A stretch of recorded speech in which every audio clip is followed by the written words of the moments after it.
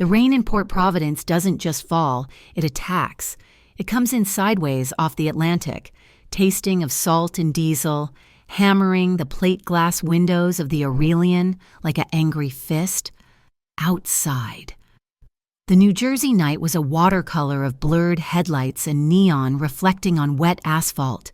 Inside, it was another world, a world of warm, golden light, the low thrum of a live jazz trio, and the smell of money mingling with roasted garlic and browned butter. My name is Stella Powell. I'm 23 years old, and for the last 8 months, I've been a waitress here. My feet, encased in mandatory and terrible black orthopedic shoes, ached with a dull throb that had started around 7 o'clock. It was now past 11. I was tired. My apron felt damp with spilled water and the general humidity of the storm, and I just wanted to go home to my grandmother. But the night was not over. I was standing at table 12, holding a heavy, embossed leather bill folder. "Thank you so much, Mr. and Mrs. Henderson. I hope you enjoyed the seared scallops." "Wonderful, dear Mrs." Henderson murmured, not looking up from her phone. I placed the folder in the center of the table. Inside was their credit card and a receipt that made my stomach clench every time I had to present one. The subtotal, the tax, and then the line item Blue Harbor Relief Fund donation. It was not a donation. It was theft. My gaze flickered to the right, toward the manager's station near the grand mahogany bar. Harold Knox was watching me. He was always watching. He was a man built of compressed anger, but he hid it under a veneer of oily restaurant manager charm. He smiled at me now, a wide, toothy smile that never, ever reached his cold, steel gray eyes. He tapped his wrist, right where a faded blue-green anchor tattoo disappeared under the cuff of his starched white shirt. "Get it done." I swallowed, turning back to the table. "If you'll just sign both copies, sir." Mr. Henderson picked up the pen, scrawled a lazy signature on the merchant copy, and added a generous tip without even glancing at the line items. He was already talking about his golf game. They didn't see it. They never saw it. $270. That's what Harold had rounded up their bill to. $270, stolen in plain sight, disguised as charity for a fund that probably consisted of a savings account in Harold's name. My hands, usually so steady when carrying a tray of champagne flutes, felt clammy. I took the signed copy, tucked the customer copy and the card back into the folder, and handed it to Mr. Henderson with a smile that felt like a cheap mask. "Have a wonderful night." "You too, dear." I turned, my shoes squeaking faintly on the polished wood. I kept my head down, making my way back toward the Piaz station, the heavy folder clutched in my hand. I am, by nature, a quiet person, shy. My grandmother calls it. But shy isn't the same as weak, and it's definitely not the same as blind. I see things. I see the way the other waitresses flinch when Harold walks by. I see the way the bartenders overpour for his special guests. And I see this line item, this donation appearing on every check over $500 for the last 2 months. "A good haul from table 12, Powell." Harold was beside me, appearing so silently he might have materialized from the shadows. His mint-scented breath washed over me. "Mr. Knox," I said, my voice barely a whisper. I tried to move past him to the station. He blocked my path, still smiling that awful, empty smile. "You look troubled. Stella, counting your tip money already?" I couldn't stop the words. They just bubbled up, tasting like shame. "Mr. Knox, that was $270 for the fund. They didn't authorize it. I didn't ask them. It's not right." The smile vanished. It didn't fade. It snapped off, like a light switch. His eyes went from cold steel to freezer burn. "It's a mandatory charitable contribution," he hissed, his voice dropping to a low growl that was swallowed by the jazz music. "The Aurelian is community-minded." "But that's stealing, sir." I said it. The word hung in the air between us, small and sharp. Harold's hand shot out and clamped around my upper arm. It wasn't a nudge. It was a vice. His fingers, thick and strong, dug into my bicep, and the sudden sharp pain made me gasp. "You," he seethed, his face inches from mine, "need to learn your place. Let's have a chat." He didn't wait for an answer. He pulled. I stumbled, nearly tripping over my own feet, yanked from the warm, noisy golden glow of the dining room into the dim, narrow service corridor that led to the kitchens and the employee changing rooms. My heart hammered against my ribs. This hallway was a blind spot. The security cameras covered the entrance and the kitchen doors, but this middle stretch, this 30 feet of drab, beige wall was dead. We all knew it. "Mr. Knox, please, you're hurting me," I whispered, trying to pull my arm free. His grip only tightened, his fingernails digging in. "You're hurting me. Stella, you're hurting the Blue Harbor Fund. You're hurting the restaurant's reputation with your long face." He was dragging me, my heels slipping and squeaking on the utilitarian tile, slick with moisture from the storm and spilled something. He was pulling me past the clatter of the dish pit, past the humming giant silver ice machine, toward the last door on the left, the employee bathroom. My blood went cold. He wouldn't. Not here.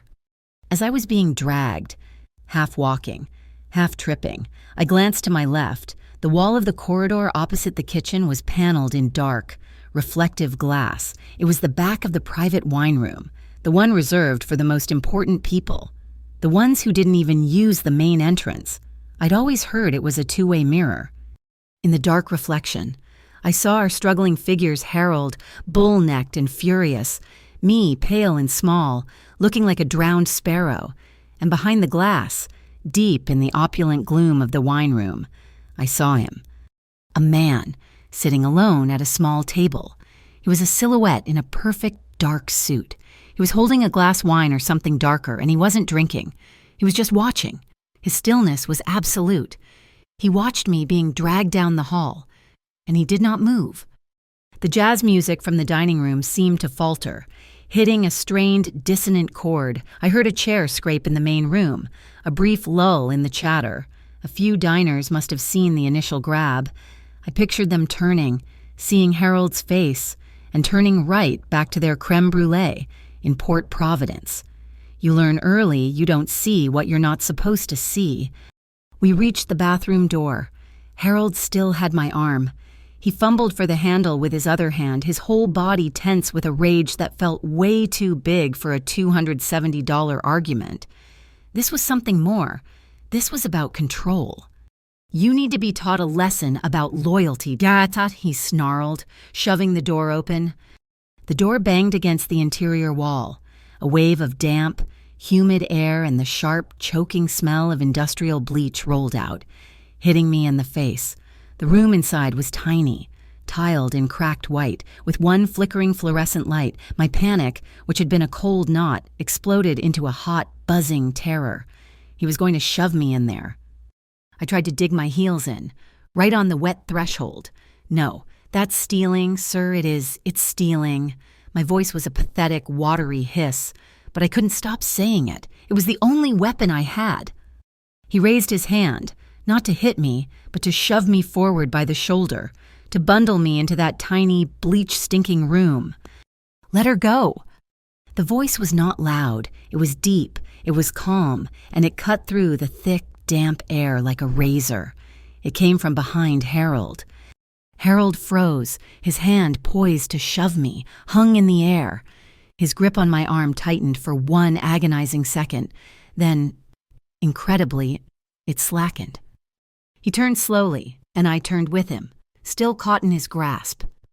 The man from the wine room was standing in the hallway. He wasn't 3 feet away. He must have used a private door, one I never knew existed. He was older than I'd thought, maybe in his late 40s, with a full head of dark hair that was slicked back, streaked at the temples with brilliant, stark silver. His suit was dark charcoal, tailored so perfectly it looked more like armor than cloth. His face was all sharp angles and hard planes, a face that looked like it had been carved from coastal rock. He looked like he had never smiled in his life. He wasn't looking at me. His eyes, which I could see now, were as dark and deep as the harbor water at midnight were fixed on one thing. Not on Harold's face. They were fixed on Harold's hand, the one that was still clamped onto my arm. Harold, seeing where the man was looking, let go. He dropped my arm like it was a hot coal. I stumbled back, rubbing the angry red marks that were already forming, my whole body shaking.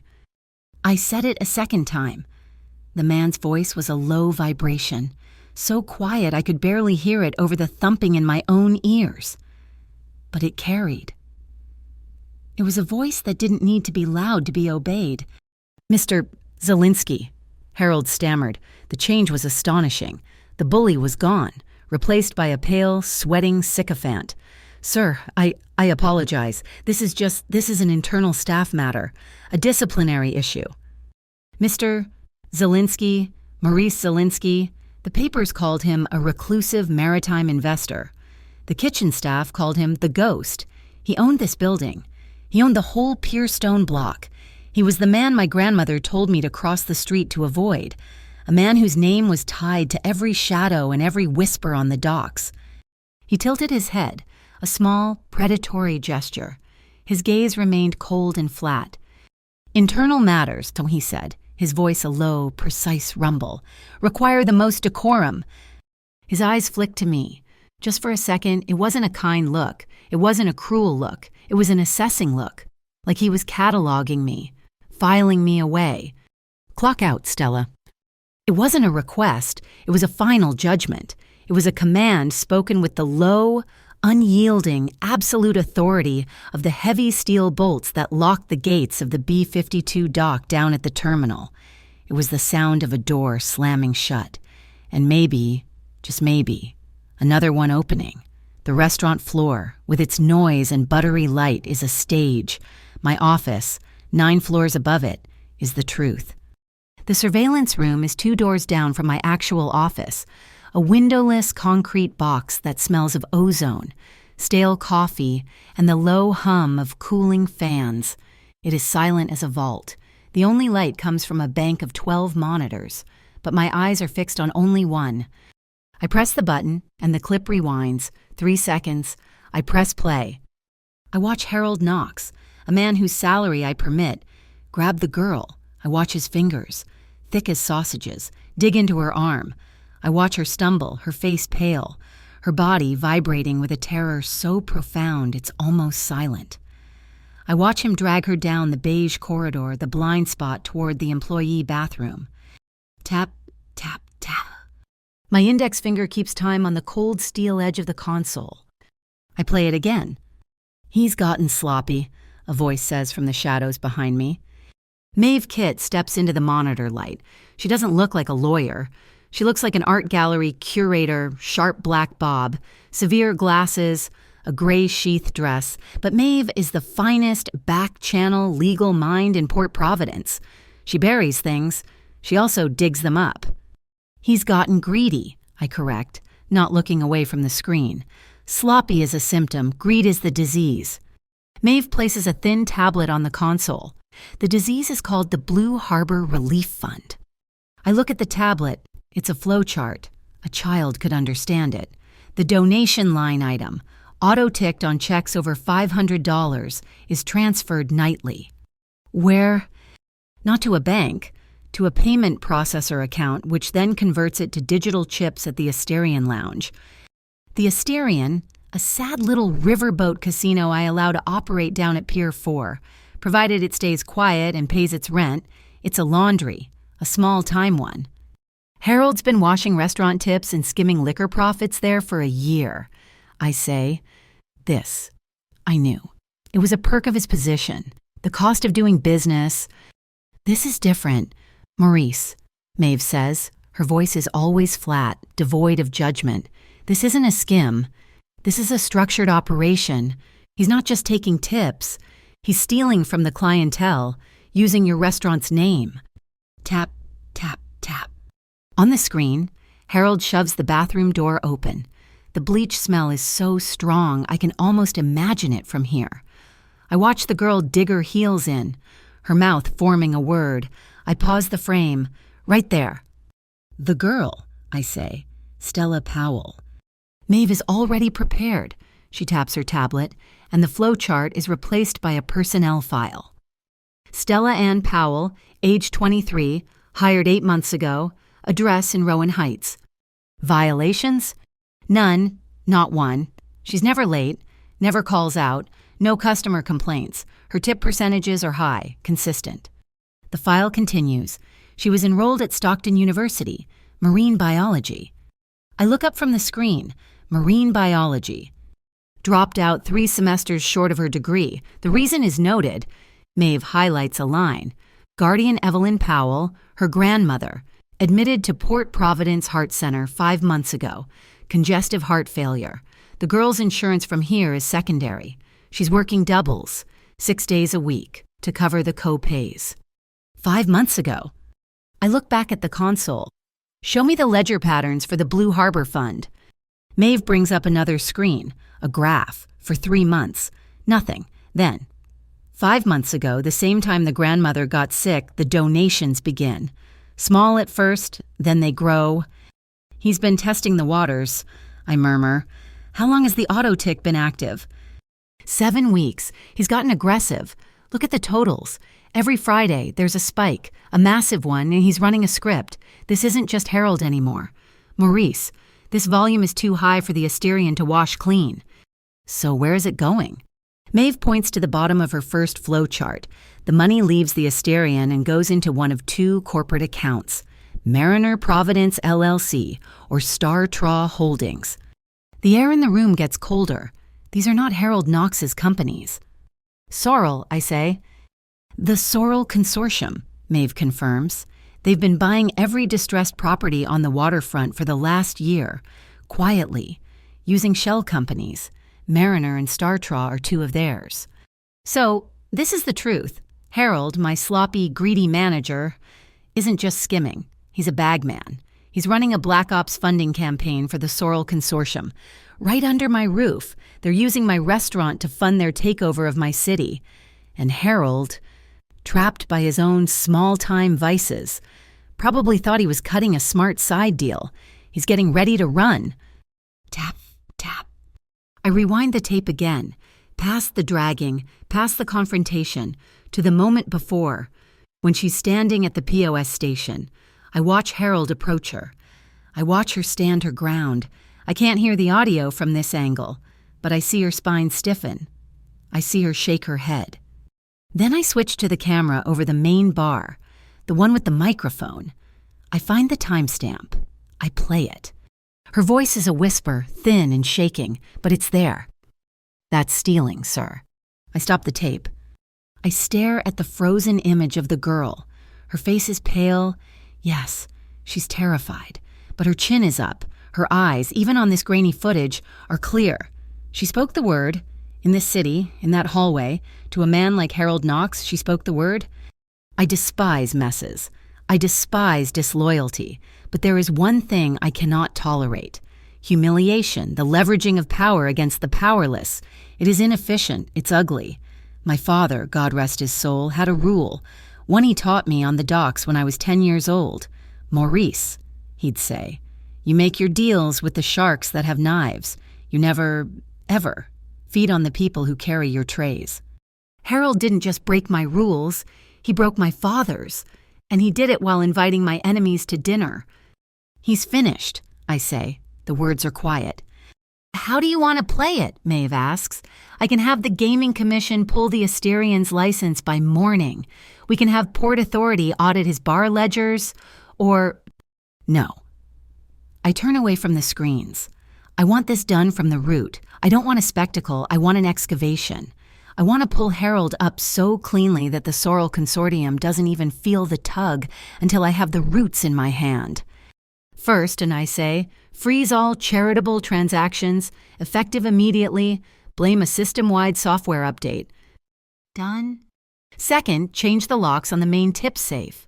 Send a memo saying we're centralizing distribution.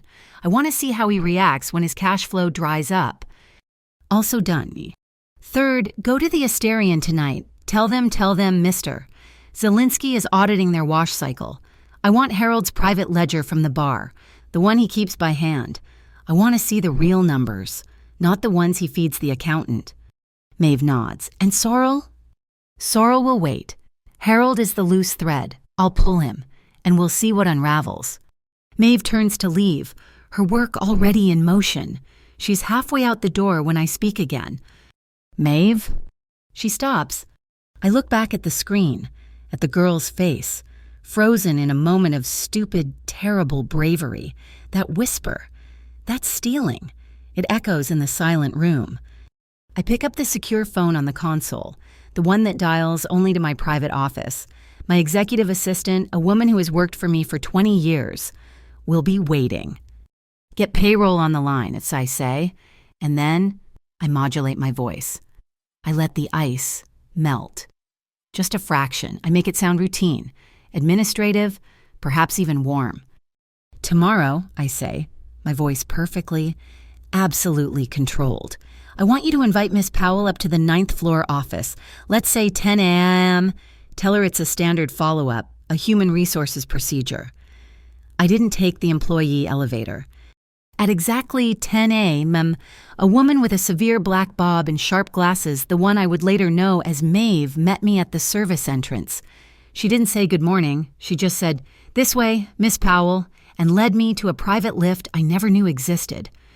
The employee elevator smells of old grease, spilled beer, and the industrial bleach Harold buys in bulk. This one smelled of cold air, old leather, and something metallic, like expensive cologne.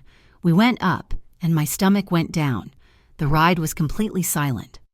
Now, I'm standing in an office that's bigger than my entire apartment. It might be bigger than the whole Aurelian dining room. The carpet is so thick, a dark charcoal gray, that my footsteps make no sound. The walls are paneled in a wood so dark it's almost black, but the entire far wall, the one facing the water, is glass, floor to ceiling. It looks out over the inner quay. The storm from last night is still raging, a curtain of gray water slamming against the city. The lights from the cranes on the far dock are just blurry yellow smudges. It's the same storm, the same rain, but up here, 9 floors above the street, it's silent. The glass is so thick it seals the world out. The silence is heavy, absolute. I clutch my notebook to my chest. It's a cheap, soft-cover composition book, the kind you get at a drugstore for $2. The black and white marbled cover is slightly warped from the dampness in my locker. It feels small and foolish in this enormous, silent room. It's the only shield I have. Miss Powell? The voice comes from my left, and I jump. Maurice Zelinsky is sitting behind a desk that looks like it was carved from a single, massive block of dark wood. It's completely empty. No papers, no computer, no pictures, just a dark tablet, switched off, and 2 white ceramic cups. He's in a suit, just like last night, but he's loosened his tie. He looks not relaxed, but less like a statue. He looks like a panther resting in a tree, completely still but capable of moving very, very fast. Please, sit. He gestures to one of 2 low, modern leather chairs opposite his desk. I don't move. My feet feel glued to the plush carpet. "I am not Harold Knox," he says, his voice that same low, calm rumble from the hallway. "You are safe here." I sit, but only on the very edge of the cushion. The leather is cold. He slides one of the white cups across the polished surface of the desk. It stops perfectly, right in front of me. It's steaming. "It's a licorice root infusion," he says. "It's supposed to calm the nerves." I look at the pale, yellowish liquid. I wrap my cold hands around the cup. It's warm, but I don't drink it. "You can call me Maurice," he says, leaning back in his own chair. He picks up his own cup. "And let's be perfectly clear. No one is ever dragging you into a bathroom again, not in my building." My eyes sting, and I blink hard. I hate that I'm reacting this way. "The woman who brought me up, she said this was about human resources." "It is," he says, taking a slow sip. "You are the human. I am the resource." He isn't smiling. I don't think this man smiles. "We both know why you're here, Stella." My name on his lips sounds strange. It sounds solid. My heart is hammering, a fast, anxious thump, thump, thump against my ribs. I know about the Blue Harbor Relief Fund," I say. and my voice comes out as a whisper. He doesn't react. He doesn't confirm it, doesn't deny it. He just watches me, his dark eyes patient. I know it's not real. I try again, louder. And what is it, Stella, he asks? This is it. This is the moment I either get fired or something else. I take a breath. I slide my cheap composition book off my lap and onto the vast, empty desk. It looks tiny and pathetic. I started writing things down, I say. My voice is steadier now. About 5 months ago, the first time I saw Mr. Knox change a check after the guest had already signed and left. He doesn't reach for the book. His eyes stay on my face. The woman, Maeve, steps out of a shadow near a bookshelf. I didn't even know she was still in the room. She moves without sound. She picks up the notebook. She opens it and begins to read. Maurice just sips his tea. Maeve flips a page, then another. Her face is a mask. This is comprehensive, as she says, her flat voice cutting the silence. She looks at Maurice, then back at me. You have dates, she says, tapping the page. Times, table numbers, the exact amounts that were donated. You've noted which server was on duty. And what is this? Observations, I say, my face heating up. I wrote down what I saw, in case anyone asked. Maeve reads from the book, her voice dry. Table 9, March 4th. 2 men, Mr.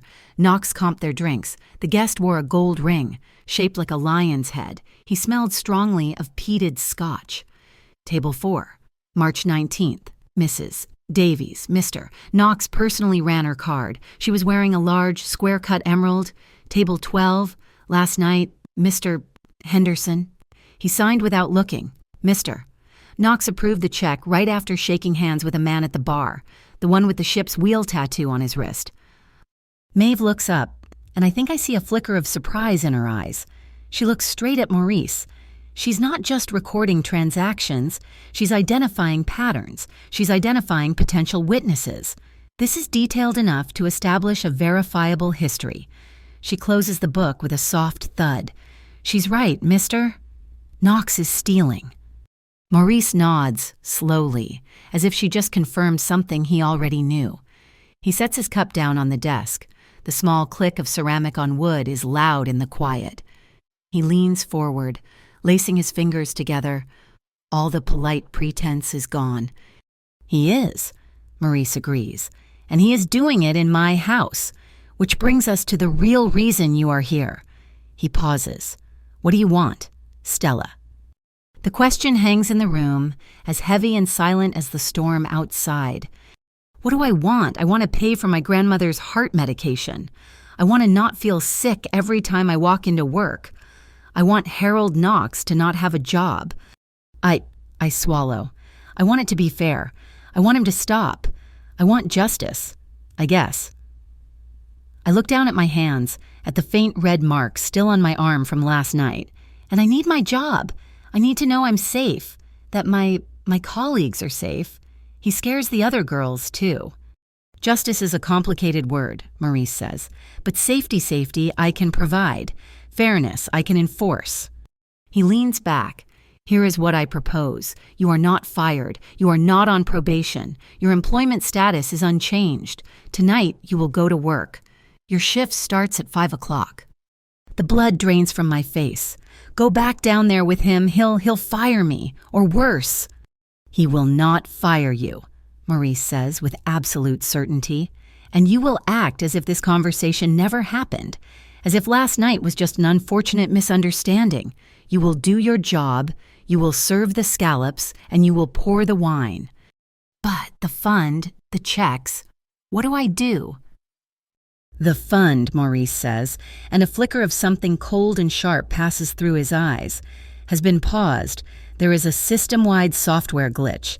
It is being fixed. Harold will be agitated. He will be looking for a problem. You will not be one. You will just be a waitress. You will keep your head down, and you will observe. And you, I ask, my voice small, what will you be doing? He says, will be handling the rest. Handling it. The words sound final. A chill runs down my spine that has nothing to do with the rain. I picture Harold, his thick, angry face, his anchor tattoo. I picture him being handled by a man who owns a building like this. I don't want anyone to get hurt, I whisper. It's the truth. I don't want this to become something violent, not because of me. Maurice looks at me for a long time. The silence stretches out, filled only by the idea of the rain pounding against the glass. I have a rule, Stella, he says, and his voice drops even lower, forcing me to lean in to hear it. A very simple one. My business, it can be complicated, but my rules are not. We do not touch innocent people, ever. He leans forward again, and the intensity in his gaze pins me to the chair. Your colleagues are innocent. Your grandmother is innocent. You are innocent. He pauses, and his jaw clenches. Just once. Harold Knox is not.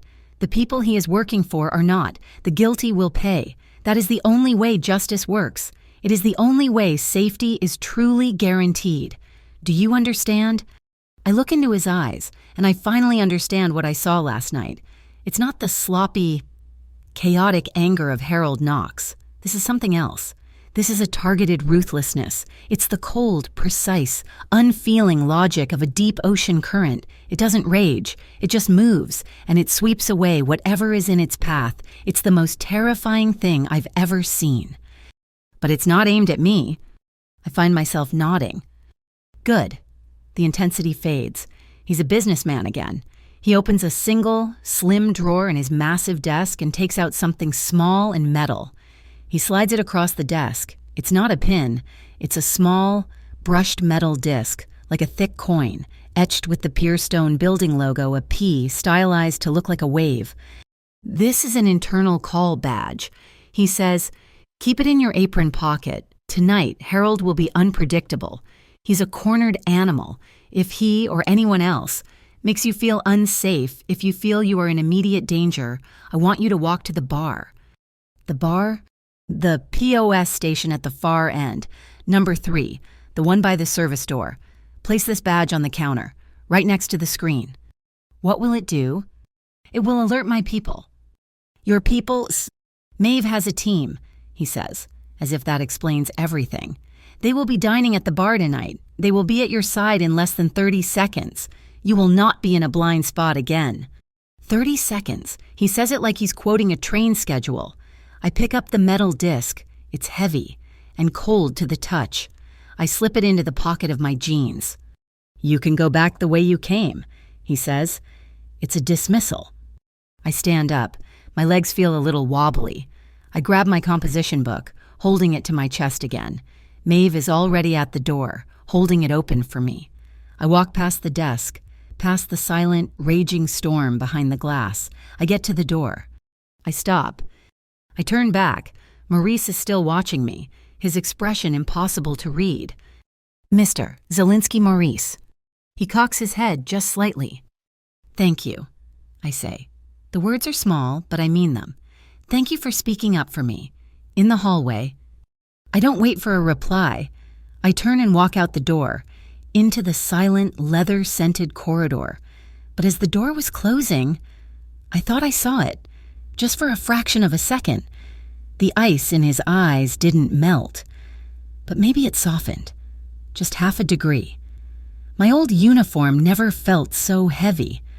The cheap black polyester felt abrasive against my skin, and the small, heavy metal disc in my apron pocket banged softly against my hip with every step. It was 5 o'clock. The shift was starting. Walking back into the Aurelian was one of the hardest things I'd ever done. The golden light and the smell of roasted garlic, which usually felt like a shield against the cold Port Providence wind, now felt like a trap. The jazz trio was tuning up in the corner. The low thrum-thrum of the upright bass sounded like a warning heartbeat, echoing the one in my own chest. I kept my head down, my eyes on the floor, making a straight line for the employee changing room. I just wanted to get to my locker, to take one steadying breath before the curtain went up. Well, look who decided to show up. I froze, my hand on the locker room door. Harold Knox was standing by the manager's station, a clipboard in his hand, a black pen tucked behind his ear. He wasn't wearing his oily, customer-facing smile. He was watching me with a look of pure, concentrated dislike, his eyes as flat and gray as the harbor. "I thought you'd have run off," he sneered, his voice just low enough for the hostess not to hear. "Maybe found a job you're better suited for, washing dishes. Maybe—" I turned to face him. I thought of Maurice's office, 9 floors up, the silence, the thick glass that muted the storm. "You are the human. I am the resource." I lifted my chin. My voice was quiet, but for the first time in his presence, it didn't shake. "I need the money for my grandmother's medicine. Mr. Knox, I can't afford to run off." His eyes narrowed. He was searching my face for the familiar, satisfying flicker of fear that was usually there. He seemed confused, almost angry, by the lack of it. He hated me for what happened last night, for the humiliation in the hallway. But Maurice had been right. He couldn't fire me. Not yet. "Just stay out of my way, Powell," he growled, a final, frustrated command. "And keep your mouth shut." He slammed the clipboard against his thigh and stalked off toward the kitchen, his shoulders rigid. The first 2 hours of the shift were an agony of suspense. Every time the kitchen door swung open, I flinched. Every time Harold's voice crackled over the restaurant's communication system. "Pick up table 4, refill table 9. My stomach clenched, but I did exactly what Maurice had told me to do. I served the scallops, I described the wine, I kept my head down, and I watched the bar. They were exactly where he said they'd be, 2 men. They didn't look like bouncers, or the rough-edged dock workers I saw near my apartment. They looked like accountants, or maybe mid-level insurance guys. They wore quiet, unremarkable suits and nondescript ties. One was reading a physical newspaper, actually turning the pages. The other was nursing a club soda with a lime. They never once looked at the sports game playing on the big screen TV above the bar. Their eyes were on the mirror, the one behind the expensive bottles, which gave them a perfect panoramic view of the entire dining room. They were Maeve's team, my 30-second safety net. The thought was both terrifying and comforting. The restaurant was filling up. The storm was still howling outside, and wealthy people were coming in, shaking off the rain, ready to spend hundreds of dollars to be warm and comfortable. Around 7:30, I got the signal for table 7, Mr. Davenport. My stomach dropped so fast I felt dizzy. Davenport was an old money regular, a real estate big-timer, and he was one of Harold's favorites. He always contributed to the Blue Harbor Relief Fund. He probably thought it was a real, wonderful charity. I took his order, the usual, a porterhouse, cooked rare, a side of the creamed spinach, and a bottle of the Cabernet that cost $80. When I returned with the wine and performed the opening ritual, he was already tapping his gold credit card on the white tablecloth. "Just run this now, Stella, dear," he said, smiling kindly at me. He was in his 60s, with kind eyes and a grandfatherly air. "And be sure to add the usual for the Harbor Fund. Put down, let's make it 300 tonight, Mo. The weather's dreadful. Those poor fishermen must be struggling." My blood ran cold. This was it, night. This was the test. I could feel Harold watching me from across the room. By the hostess stand, I could feel the eyes of the 2 men at the bar, motionless in the mirror.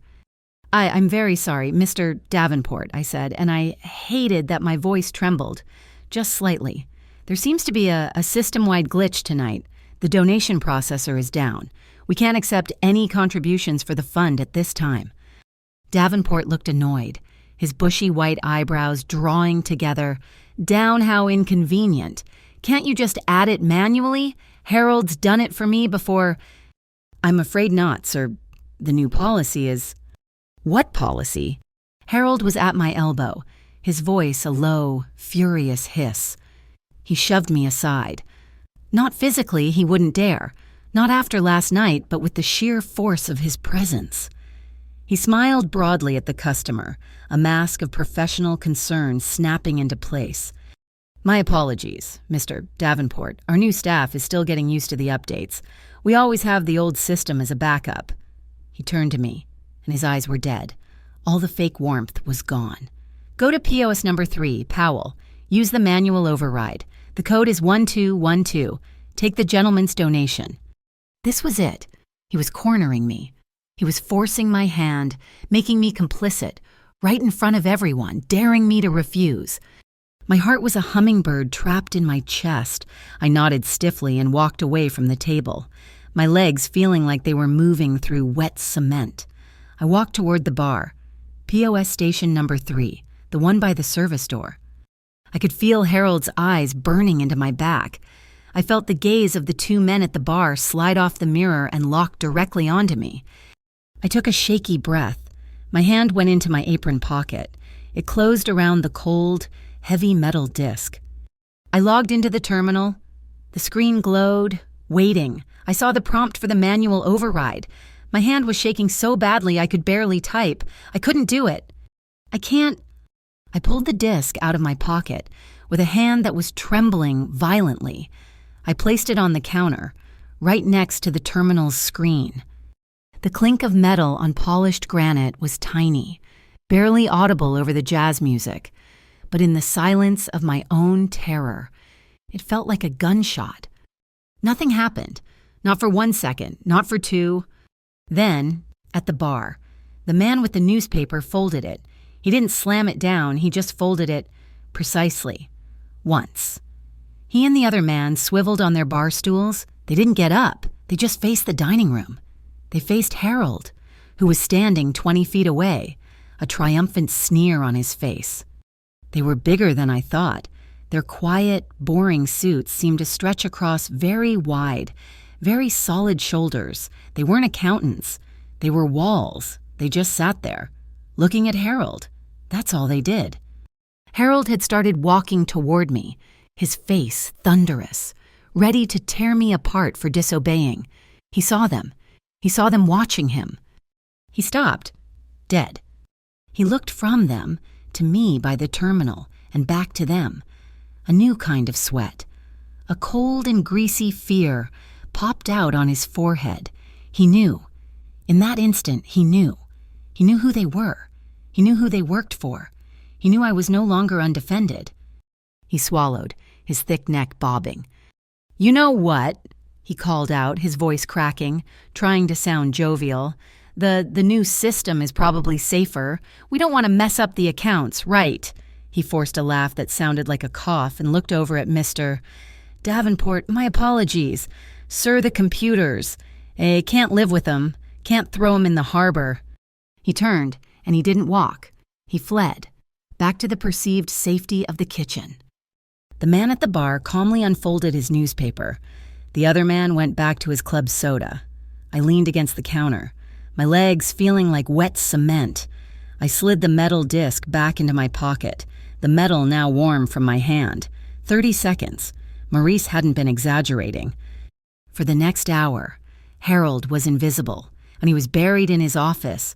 I could feel the tension ratcheting up in the restaurant. The kitchen was quieter. The other servers were giving me wide, nervous looks. They knew something had shifted, but they didn't know what. Around 9 o'clock, I was heading to the walk-in cooler for a bottle of sparkling water for table 2. The cooler is just past the alcove for the deep wine cellar, a place that's usually dark and quiet. As I passed, I heard a voice. Harold's? He was in the alcove, his back to me, hissing into his phone. He must have thought no one could hear him over the din of the kitchen. I don't know what happened, he was whispering, his voice frantic and high-pitched. He knew. He had men here. Yes, his men Zielinski's. There was a pause. I flattened myself against the wall, behind a tall stack of linen bins, my heart climbing into my throat. No, I still have it. I have the real ledgers. I'm not stupid. Look, I need the exit plan. Now. I'm compromised. Another pause. He sounded desperate, like a drowning man. Okay, Monday morning, Pier 7, the shipment, yes. The usual shipment, I'll have the documents with me. My ticket to ride, right. He laughed, a short, ugly bark that had no humor in it. Right, one more thing. We have a problem. That nosy waitress, the Powell girl, She's involved. I don't know how, but she's in with him." My blood turned to ice. "No, I can't touch her here. Not now, but I'll handle her. Don't worry. Before Monday, she won't be a problem." He snapped his phone shut and pushed out of the alcove, marching straight toward the kitchen without ever looking in my direction. I stood there for a full minute, unable to move, my hand frozen on the cooler handle. I'll handle her. This wasn't just about stealing anymore. This wasn't about a creepy manager in a hallway. This was about Pier 7, shipments, and making me not a problem. I finished my shift in a daze. I don't know how. I spilled a glass of water. I forgot the side of spinach for table 8. I was just numb. At 11:45, I was clocking out. Jessa Tran, another waitress who'd been there longer than me, stopped me by the lockers. She was usually quiet, always efficient. "Stella, this came for you a little while ago. A delivery guy said it was urgent. Left it at the kitchen receiving door." She pointed to a small wooden crate on the bench. It was slick with condensation, stenciled with the logo of a high-end seafood supplier. My name was scrawled on top in thick black marker, Stella P. What is it?" My voice was barely a whisper. "Smells like scallops," Jessa said, shrugging as she tied her sneakers. "You got a secret admirer with expensive taste." My hands were shaking again, but for a different reason. I fumbled with the metal latch on the side. I opened the lid. Inside, nestled on a bed of glistening crushed ice, were 24 of the largest, palest scallops I had ever seen, the kind we sell for $50 a plate. But I knew, with a certainty that chilled me to the bone, that this wasn't from an admirer. This was part of the shipment. I pushed my hand into the stinging cold ice, digging underneath the top layer, past the perfect pearly scallops. My fingers hit something small, hard, and wrapped in plastic. I pulled it out. It was a USB flash drive, wrapped tightly in clear plastic wrap and sealed with a strip of black electrical tape. I slammed the lid shut. "Thanks, Jessa. See you tomorrow." I grabbed my bag. I ran out the employee entrance, into the driving rain. I clutched the small, cold drive in my hand. I didn't go to the bus stop. I ducked into a dark, narrow alleyway between the Aurelian and the next building, my back against the wet, cold brick, gasping for air, the rain plastering my hair to my face. I pulled out my phone. My fingers were numb, fumbling with the screen. When Maeve had met me that morning, she'd given me nothing. But Maurice had tucked into the folder with my human resources paperwork was a small, plain white business card. It had no name, just a phone number, for emergencies. I'd thought an emergency meant Harold yelling at me. I was wrong. I typed out a message, my thumb slipping on the wet screen. "He's running. Monday morning. Pier 7. He said he has to handle me first, and I have a package. A box of scallops came for me. There was a USB drive inside. I think it's what he's planning to sell." I stared at the message. I hit send. A second later, my phone buzzed, a reply from the blank number. One word. "Stay put." I huddled deeper in the alley, the cold rain dripping off my hair, clutching a USB drive full of secrets I never wanted, waiting for the shadows to move. I stood frozen in the alley, the word "stay" put glowing on my phone screen, a tiny beacon in the wet, oppressive dark. My back was pressed against the cold, gritty brick of the alleyway. The rain was relentless, a driving horizontal assault that stung my face and plastered my thin polyester uniform to my skin. I wasn't just cold, I was vibrating. The USB drive was clutched in my fist, so tightly my fingernails were digging into my own palm. He said he has to handle me first, Harold's voice, frantic, real. How long had I been standing there? 10 seconds, 10 minutes, time had dissolved. Every splash in a puddle down the street made me jump. Every distant car horn was the van, coming back for me. Then, a shadow detached itself from the mouth of the alley. It wasn't a car, it was a man. He moved with impossible silence, a tall, solid shape against the blurred, rainy lights of the street. He was holding a large, black umbrella, and it shielded him completely, turning him into a void. He didn't call my name. He didn't rush. He walked down the narrow alley, his expensive leather shoes making no sound on the wet, cracked pavement, until he was standing 5 feet in front of me. Maurice Zelinsky. He just stood there, the rain hammering on the taut fabric of his umbrella, the sound echoing in the confined space. He looked at me, taking in the whole pathetic picture, the drenched hair, the shaking hands, the cheap uniform. His face was unreadable, carved from stone. He held out his hand, a simple, ungloved hand. I thought he meant for the drive. My fumbling, numb fingers opened, and I placed the small, plastic-wrapped object in his palm. He closed his hand around it and slipped it into the inside pocket of his suit jacket without a single glance. But his hand remained, suspended in the air between us. It took me a second to understand. He wanted my hand. Hesitantly, I put my trembling, ice-cold hand in his. His was large and incredibly warm. He didn't yank. He just closed his grip, a firm, solid pressure, and gently pulled me forward, out from against the wall and under the wide, silent protection of the umbrella. The sudden absence of the rain hitting my head was a shock. All at once, the world was muffled. There was only the sound of the downpour on the silk canopy above us, and the sound of my own ragged breathing. He didn't speak.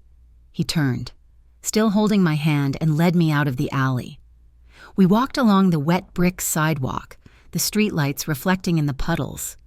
The city felt empty, washed clean by the storm. He guided me 20 feet down to where a closed boutique offered a deeper shelter, a long, recessed entryway covered by a thick glass awning. He stopped, pulling me in with him. The roar of the storm was suddenly muted again, becoming a backdrop. We were in a bubble of quiet, illuminated only by the faint golden light of the empty store's display window. I was shaking so hard my teeth were chattering. The cold, having been held at bay by pure adrenaline, was now setting in with a vengeance. I was soaked to the bone. He released my hand and let the umbrella collapse with a soft whump.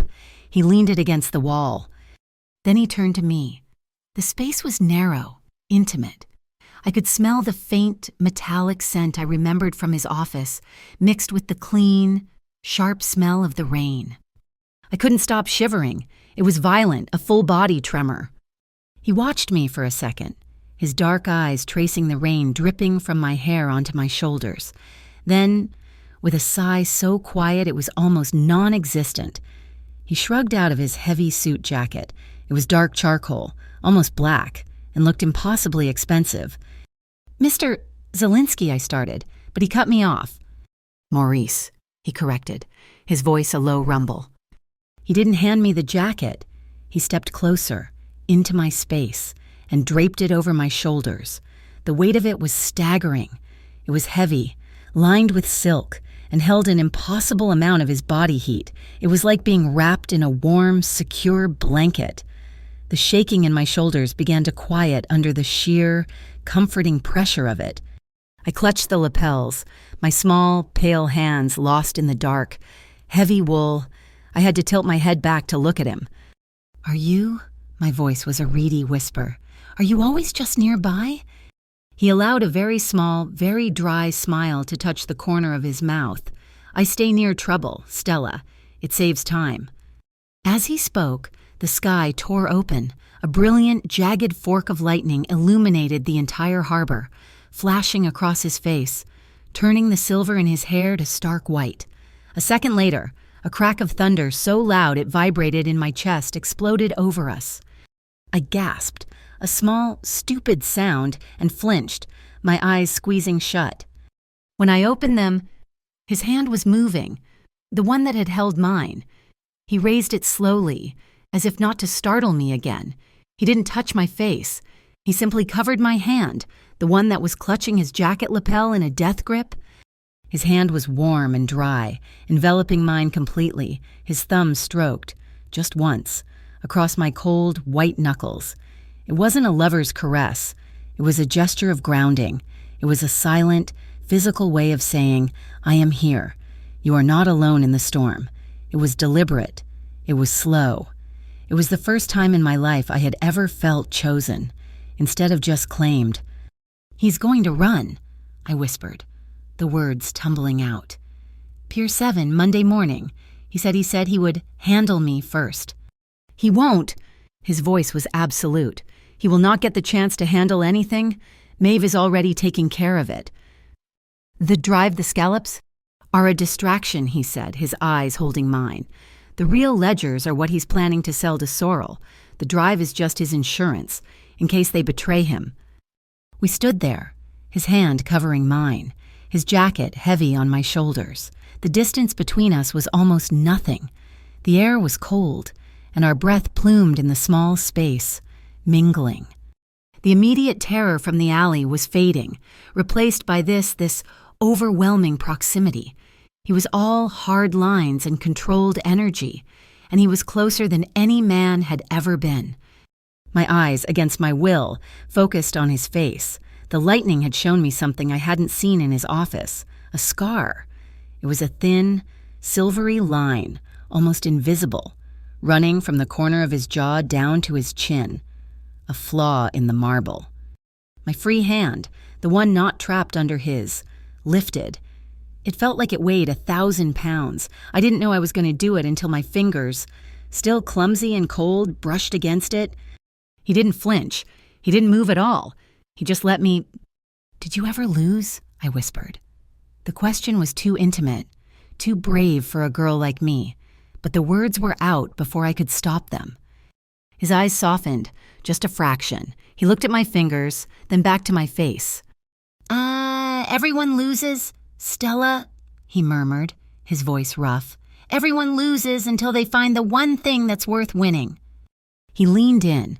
It was a slow, deliberate movement, a closing of the last few inches of space. He was giving me every chance to pull away, to turn my head. I couldn't. I was frozen, trapped in the warmth of his jacket and the intensity of his gaze. He didn't aim for my mouth.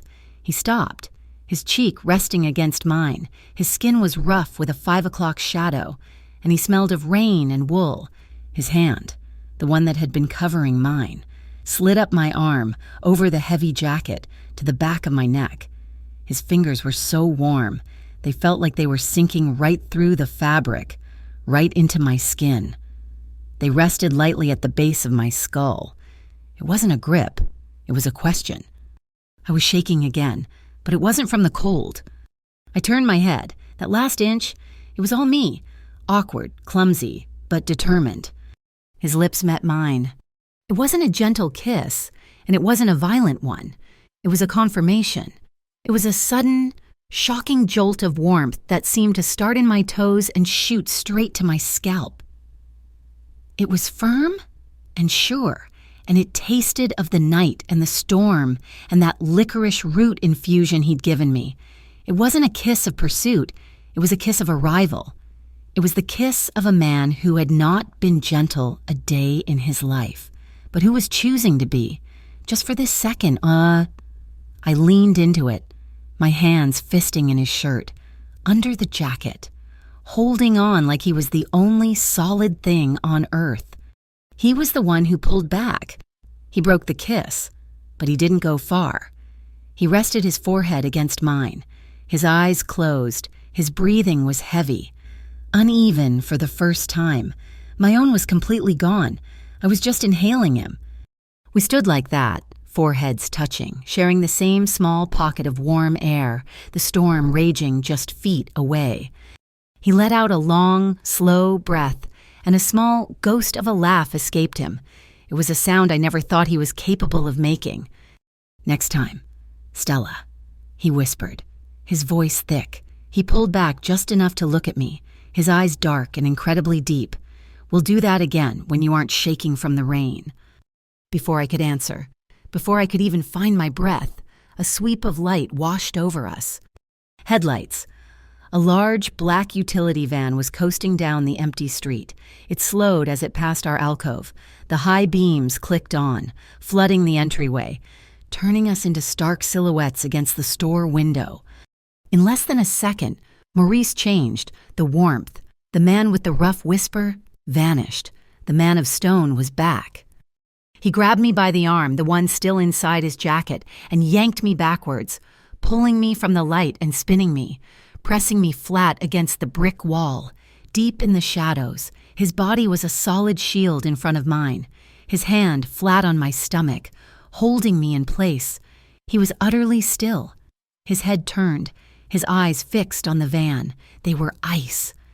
The van sat there for a long, agonizing second, a black shape in a world of gray rain. Then, with a squeal of tires, it accelerated and disappeared around the corner.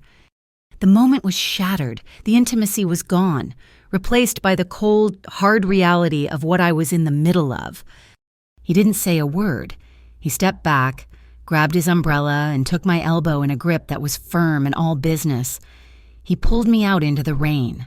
A black sedan, a car I hadn't even registered, was parked at the curb 20 feet away. He opened the passenger door, bundled me inside jacket and all, and walked around to the driver's side. The drive to my apartment in Rowan Heights was silent. The only sound was the frantic, rhythmic slap, slap, slap of the windshield wipers fighting the storm. I sat huddled in his jacket, which suddenly felt too big, too heavy. I clutched my hands together in my lap. I didn't know what to say. Thank you for the kiss. Thank you for saving me from the van. My building is a rundown, 3-story brick box. The lobby light flickers. It's not a nice place. He pulled up to the curb, the engine idling. He didn't just drop me off. He got out, came around, and opened my door, holding the umbrella over me. He walked me up the cracked concrete steps to the rattling glass front door. He stopped me, his hand on the door. Holding it shut, he looked at me. Then his gaze went past me, to the flickering, ugly yellow light of the lobby. He looked at the cracked paint on the doorframe. Then he looked back at me. His eyes said more than he had all night. They said, "This is not safe. This is not enough. You are in my world now." I started to shrug his jacket off, to give it back. "Thank you for—" His hand covered mine, stopping me. "Keep it," he said. His voice was flat. "You're still cold." He took his hand away, but instead of turning to leave, he took my hand, not a handshake. He just held it. For a long second, his grip was tight, grounding me again, just like he had on the sidewalk. "Lock your door, Stella. Double check it. Maeve will call you in the morning with instructions." He squeezed my hand once, then released it and turned. I watched him walk away. His shoulders were impossibly broad, the black umbrella tilted at a sharp, huffy angle against the wind and the rain. He got into the sedan, and the red taillights disappeared into the storm. I fumbled with my key, opened the door, and practically fell into the lobby. I leaned back against the cold metal frame, my hand still tingling from his. I could still smell his scent on the jacket. My heart was pounding, a heavy, desperate drumbeat against my ribs, like the deep, rhythmic thud of the moorings down at the pier. It wasn't just fear. It was something new, and it was infinitely more dangerous. I didn't sleep. I sat in the dark of my tiny living room, still wrapped in Maurice's jacket, watching the gray, rainy light of dawn creep over the rooftops of Rowan Heights. His scent wool, rain, and that cold, metallic cologne was all around me. It was the only thing that felt solid in a world that had turned to liquid. I must have dozed off, my head against the arm of the sofa, because the sound of the telephone jolted me awake. It was the landline, the one for my grandmother. My heart seized. It was 6 a.m. Nobody ever called this line except the hospital or her pharmacy. I scrambled for it, my hands clumsy, knocking a pile of mail to the floor. "Hello?" My voice was a dry croak. Silence. Just a faint, staticky hum, like an open line from far away. "Hello, who is this?" A voice finally answered. It wasn't a voice at all. It was a rasp, a whisper filtered through a machine, like someone talking through a fan. It was metallic and genderless. "Does your grandmother like her new pills? Stella," the voice hissed. I froze. My blood turned to ice water. Who is this?" "Your granddaughter likes playing the hero, doesn't she? Evelyn," the voice continued, ignoring me, speaking as if to my grandmother. She likes spending time with the big, important men down at the docks. Tell her to be careful. Sometimes heroes fall. Sometimes they get pushed. Click! The line went dead. I stood there, the receiver in my hand, my entire body shaking so violently I thought my bones would rattle apart. This wasn't about me anymore. This wasn't about a creep in a hallway or stolen money. They knew my grandmother's name. They knew about her pills. I slammed the phone down, my fingers fumbling with the cell phone in my pocket, the plain white card, the emergency number. I dialed. I didn't even know who I was calling. It rang once. Yes, Maeve Kitt's flat, calm voice answered, as if she were ordering coffee. They called my house. I gasped, the words tumbling out in a sob. They called the landline. They know my grandmother's name. They know about her medicine. They said I was playing hero. They threatened her. Oh God, they threatened her. Where is she now? Maeve's voice was sharp, cutting through my panic. She's here. She's asleep, in her room. Stay in the apartment, lock the door. Do not open it for anyone but me or Mr. Zielinski. He's on his way. She didn't say goodbye. The line just clicked. It felt like an eternity, but it must have been less than 15 minutes. A sharp, precise knock echoed on my apartment door. Not the frantic pounding of a threat, but 3 solid, authoritative raps. I looked through the peephole. Maurice. I fumbled with the 3 locks, the deadbolt, the chain, the knob, and pulled the door open. He was standing in the drab, flickering yellow light of my hallway, flanked by 2 men I'd never seen before. They were the men from the bar. The accountants. They were stone-faced, wearing the same quiet, unremarkable suits. One was tall and broad, with the broken nose of a fighter. The other was slighter, quicker, his eyes constantly moving. Maurice's eyes swept past me, into my tiny, cluttered apartment. He saw the piles of my grandmother's medical bills on the table. He saw the threadbare sofa I'd been sleeping on. His face, already carved from granite, seemed to harden even more. Stella, he said, his voice a low rumble. Go get her. Pack a bag, just her medicine and her necessities. Nothing else. You have 5 minutes. Where are we going? She can't stay here, he said, as if it were the most obvious fact in the world. They broke the rule. They crossed the line. This is no longer a safe place. But the hospital is not secure enough. I'm moving her to Evermore. Evermore, I gasped. The Evermore nursing home wasn't a nursing home. It was a fortress up on the cliffs, overlooking the ocean. It was where billionaires sent their parents to recover from surgery. It was rumored to cost $10,000 a night. I can't afford that. That's impossible. His dark eyes locked on mine. This is not a financial transaction. Stella, this is a security measure. Go, now. He looked at the taller of the 2 men. Oren, you stay here. Guard this door. No one enters. To the other. Luca, you're with me. I ran. I woke my grandmother, my hands shaking. Gram, we have to go. It's a precaution. The building's not safe. She was confused, scared, but she trusted me. I threw her heart pills, her blood pressure cuffs, her favorite worn-out robe, and her Bible into an overnight bag. When I led her out into the living room, Maurice was waiting. He turned to my grandmother, and his entire demeanor shifted. The cold, hard owner of the docks vanished. He was gentle. Mrs. Powell, he said, his voice softer. My name is Maurice Zielinski. I'm a friend of Stella's. I'm very sorry to alarm you, but there's been a problem with the building's safety codes. I'm moving you to a much more comfortable place for a few days, just until we're sure it's secure. He offered her his arm. My grandmother, who trusts no one, looked at him, then at me, then back at him.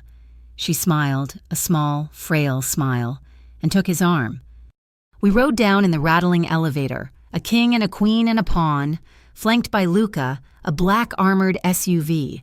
Not the sedan from last night was idling at the curb. We were at Evermore in 20 minutes. It was silent. It smelled of sea air and lavender. The staff was discreet. A doctor was on call, and her room was a suite, with a balcony overlooking the raging, gray Atlantic.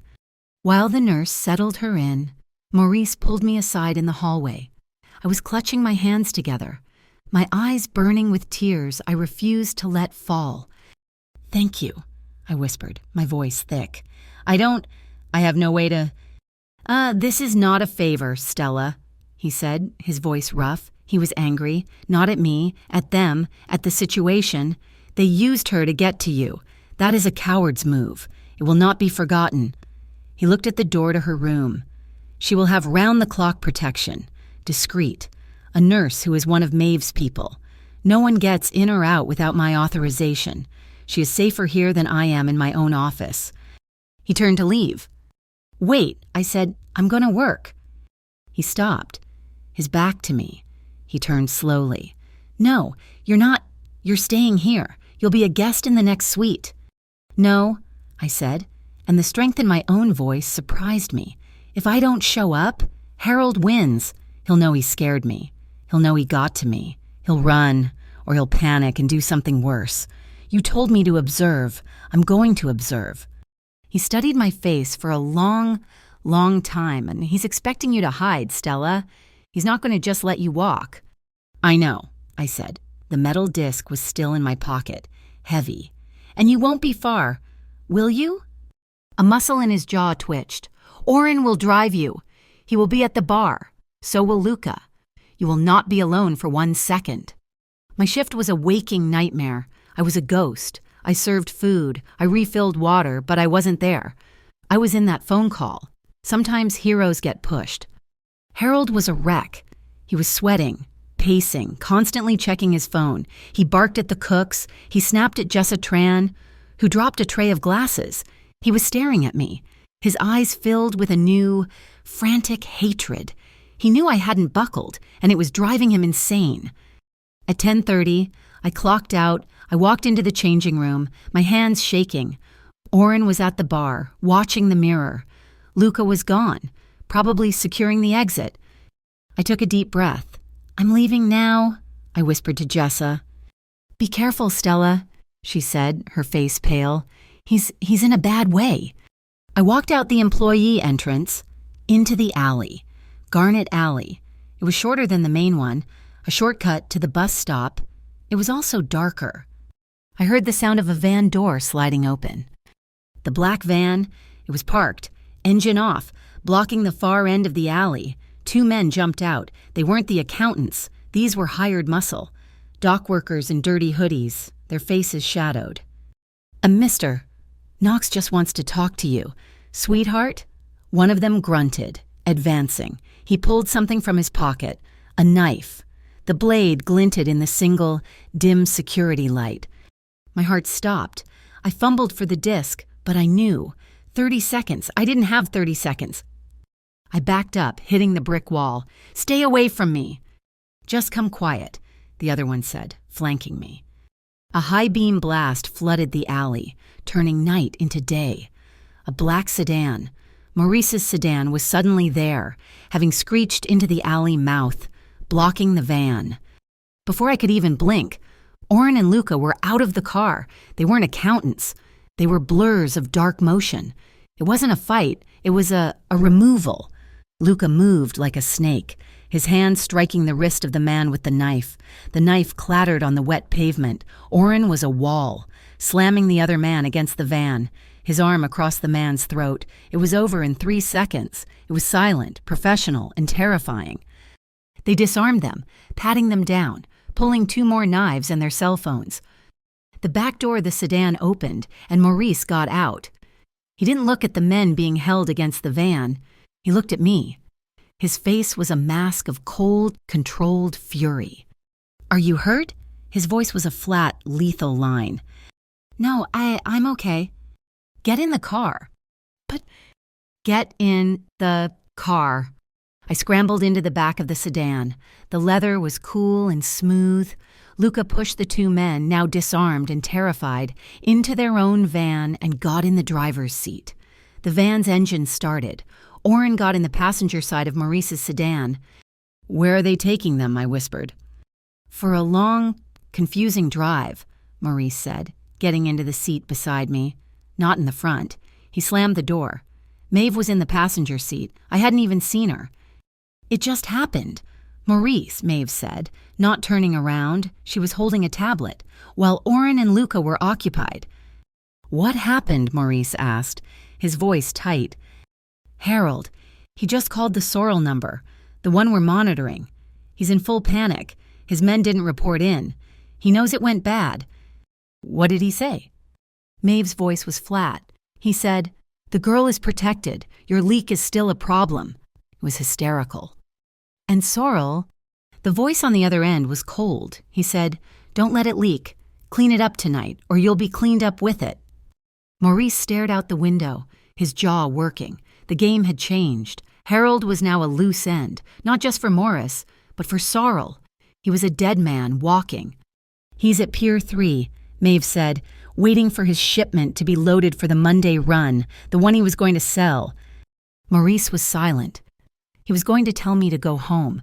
He was going to send me to Evermore to be locked in a safe, warm room. "Take me there," I said. Maeve and Maurice both turned. "No," Maurice said. "Yes. He's a cornered animal.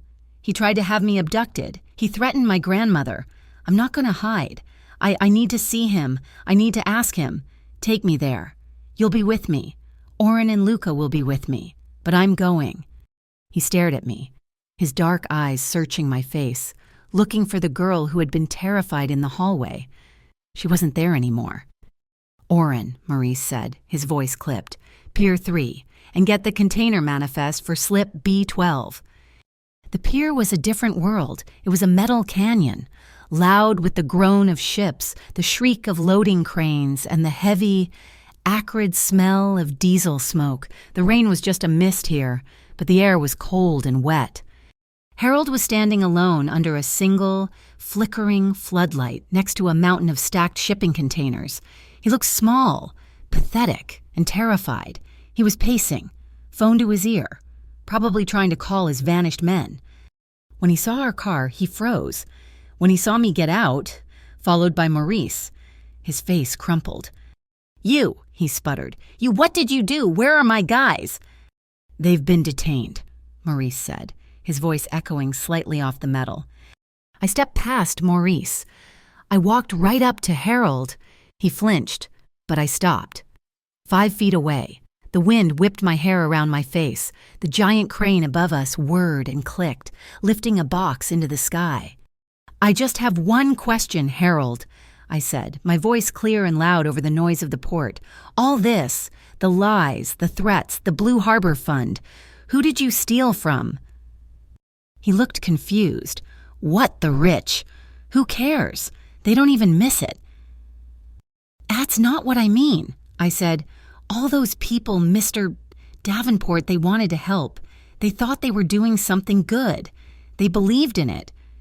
He stared at me, his frantic, weasel-like eyes wide. "You didn't just steal their money," I said. "You stole their kindness. You stole their decency. How do you live with that? Who did you really steal from? Harold.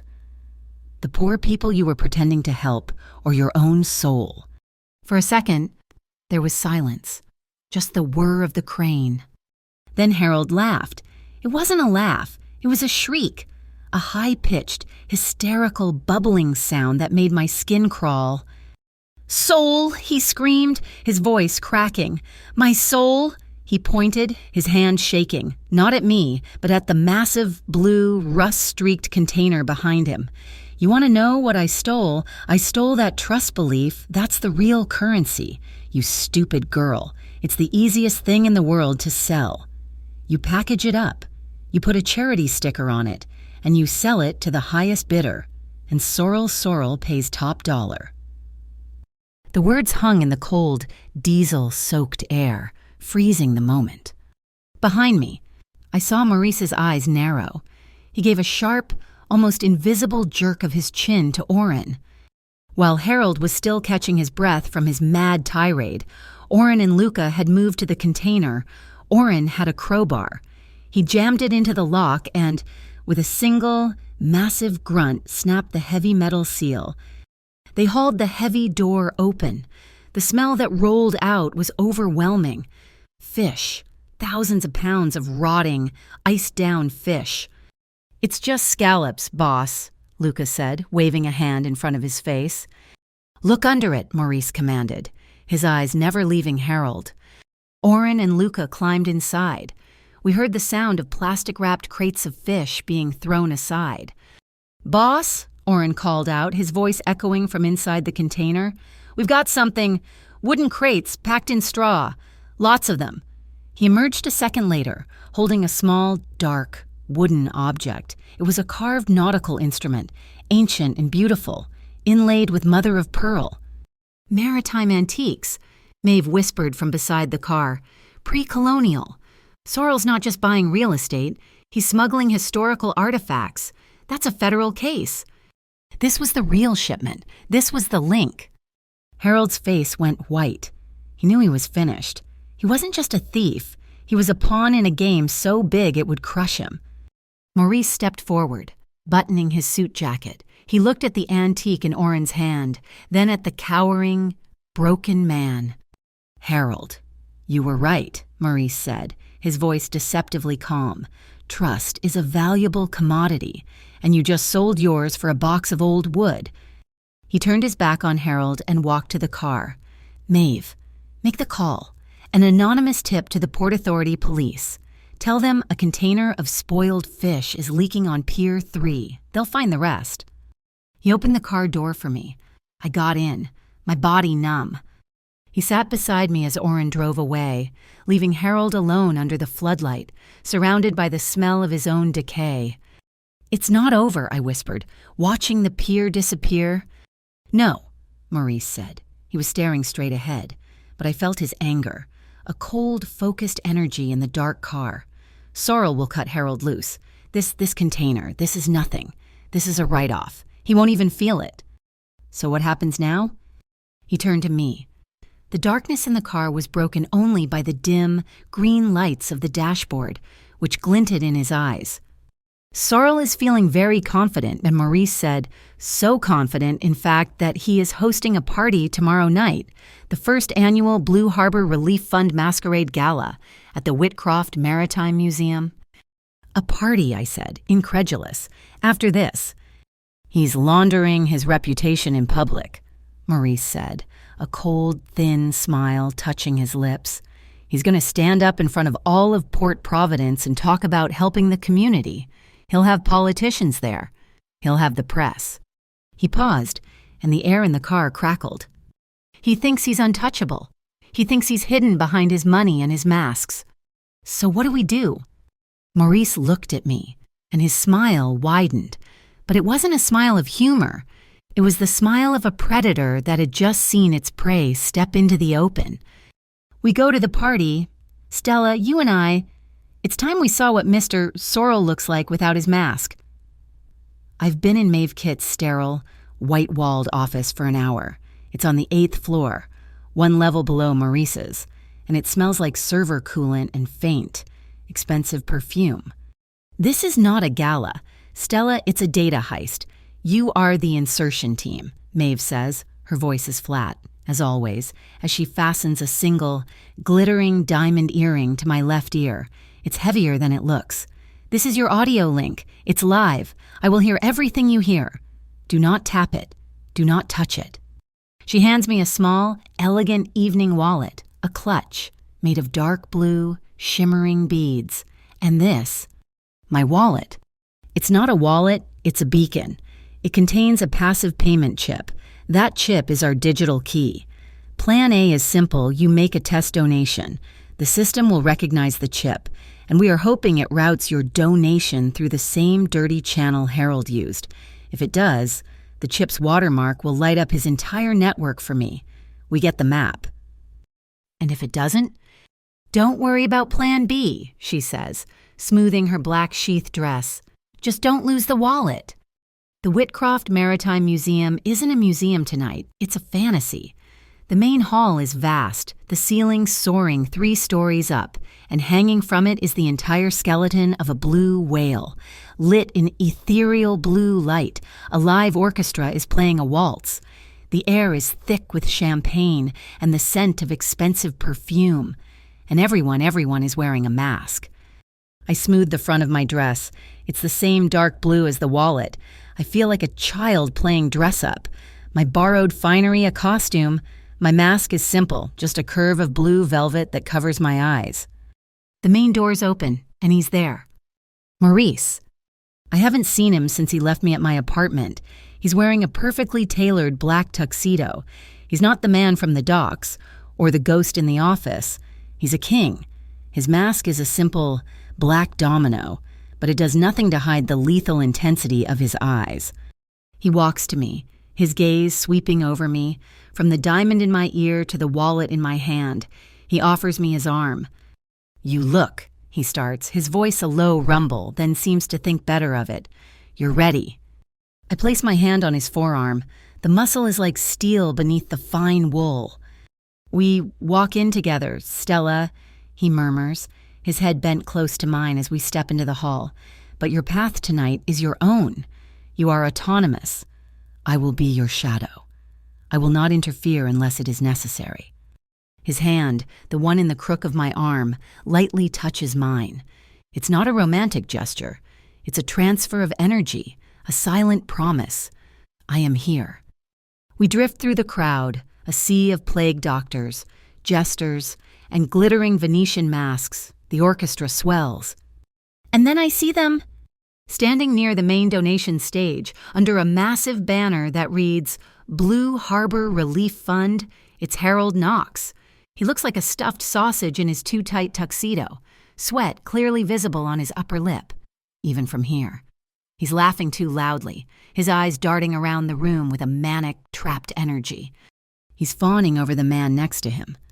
Eamon Sorrell. In person, he's a shock. He's tall, tan, with a mane of beautiful silver hair.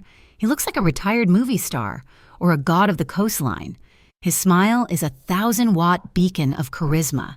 He's the man from the phone call, the man who ordered Harold to clean it up. Harold is pointing at the row of glowing donation kiosks, talking loudly, for the benefit of everyone around him. It's a record-breaking night, Eamon a true testament to the generosity of Port Providence. "Go," Maurice murmurs. "I'll draw his eye." He releases my arm and melts into the crowd, moving toward the far side of the room. I take a deep breath, my heart a cold, heavy stone in my chest. I walk toward the kiosks.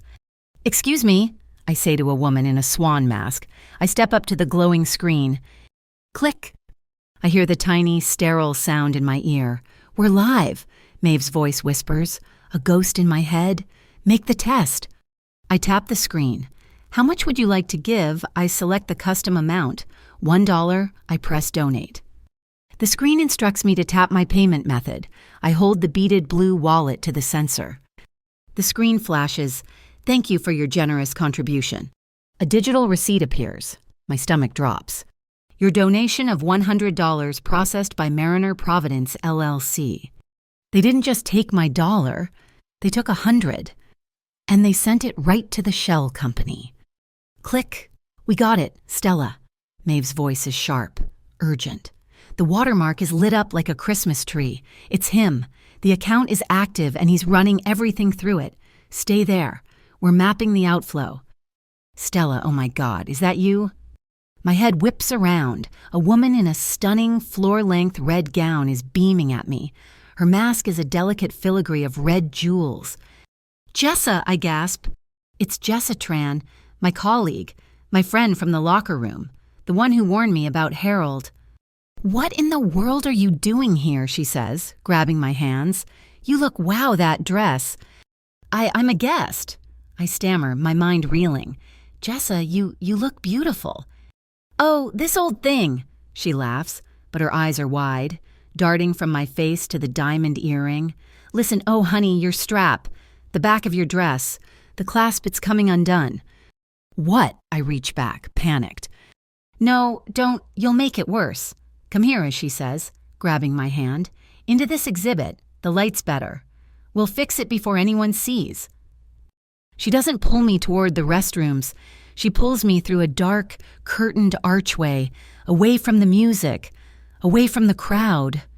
"Jessa, I don't think—" "It'll just take a second, silly." We're in a black, silent room, the depths. A sign reads.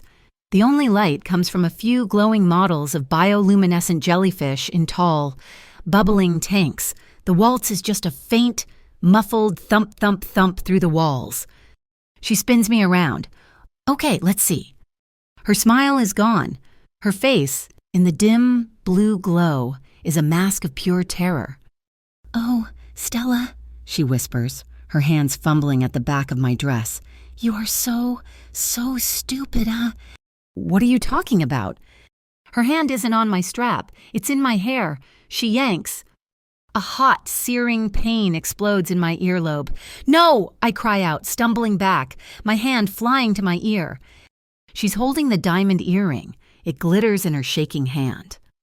I'm sorry, she whispers. Genuine tears are streaming down her face, ruining her perfect makeup.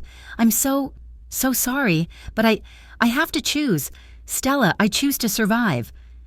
Jessa, what are you doing? Who you work for him? He pays better than the Aurelian? She sobs.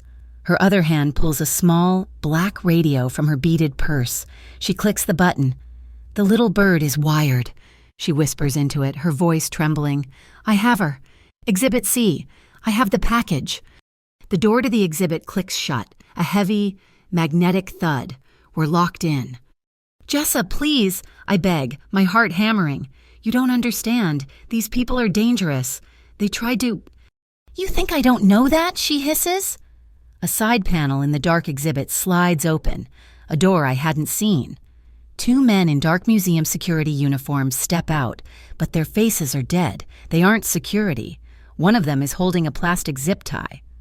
Just be quiet, Stella, Jessa pleads, backing away. They just want the tech. They won't hurt you if you don't fight. They grab me. They're strong. I struggle, but it's useless. They shove me against a large glass display case. Turn around. One of them grunts. As he fumbles with the zip tie, trying to get my hands behind my back, I look past his shoulder. I see the faint, glowing red lines of a security grid. They're protecting a priceless, ancient astrolabe on a velvet pedestal. And in the polished glass of the next display case, I see the reflection. I see the sensor. I stop fighting. I go completely limp. Okay, I whisper, my voice shaking. Okay, I won't fight, please. The guard holding me relaxes, just a fraction annoyed by my sudden compliance. I see a small, heavy brass sign on the display next to me. Priceless astrolabe, circa 1600. Do not touch. I grab it. I swing it with all my strength, not at the guard, at the astrolabe.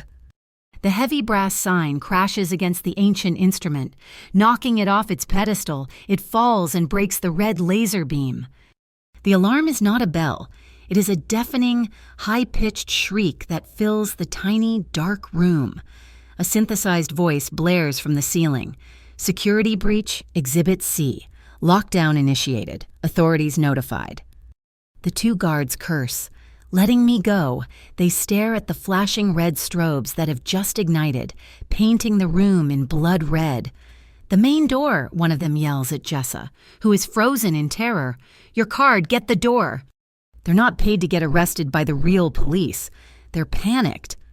In that 1 second of total confusion, I run.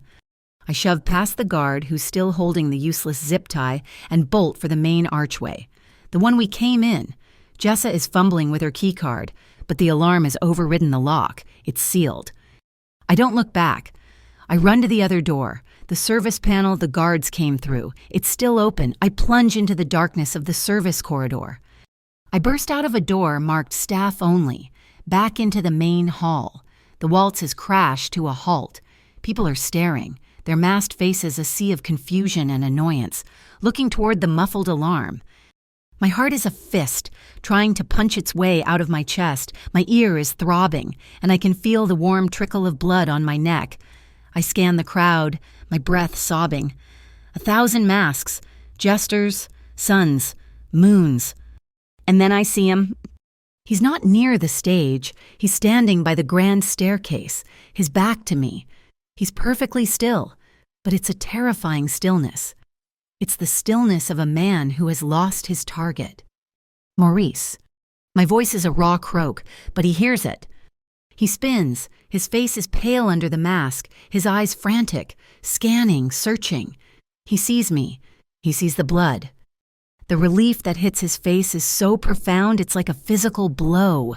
He crosses the 10 feet between us in 2 long, silent strides.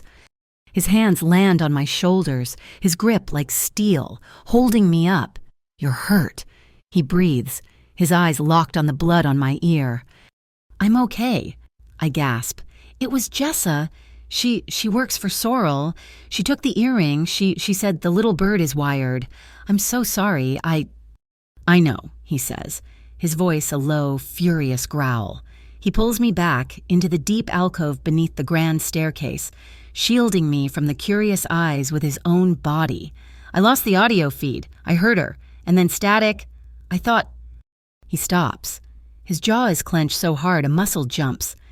He closes his eyes for 1 second, pulling his control back from the brink. When he opens them, the ice is back. "It doesn't matter," he says, his voice flat. "She failed." "What do you mean she got the earring? Plan A is gone. They know." "Plan A," he cuts me off. "It was just the bait." He taps the blue, beaded wallet, which is still, impossibly, dangling from my wrist. "Maeve activated Plan B the second I lost your signal. The chip in this, it's not just a tracker. Stella, it's a key. Every single digital donation that has been made here tonight, every dollar Sorrel is so proud of raising Maeve, is tagging it. She's digitally chaining it." Jessa took the microphone, but she left us the map. A map that is painting itself, in real time, directly to Sorrel's Centralsa private account. I stare at him, stunned, my breath catching.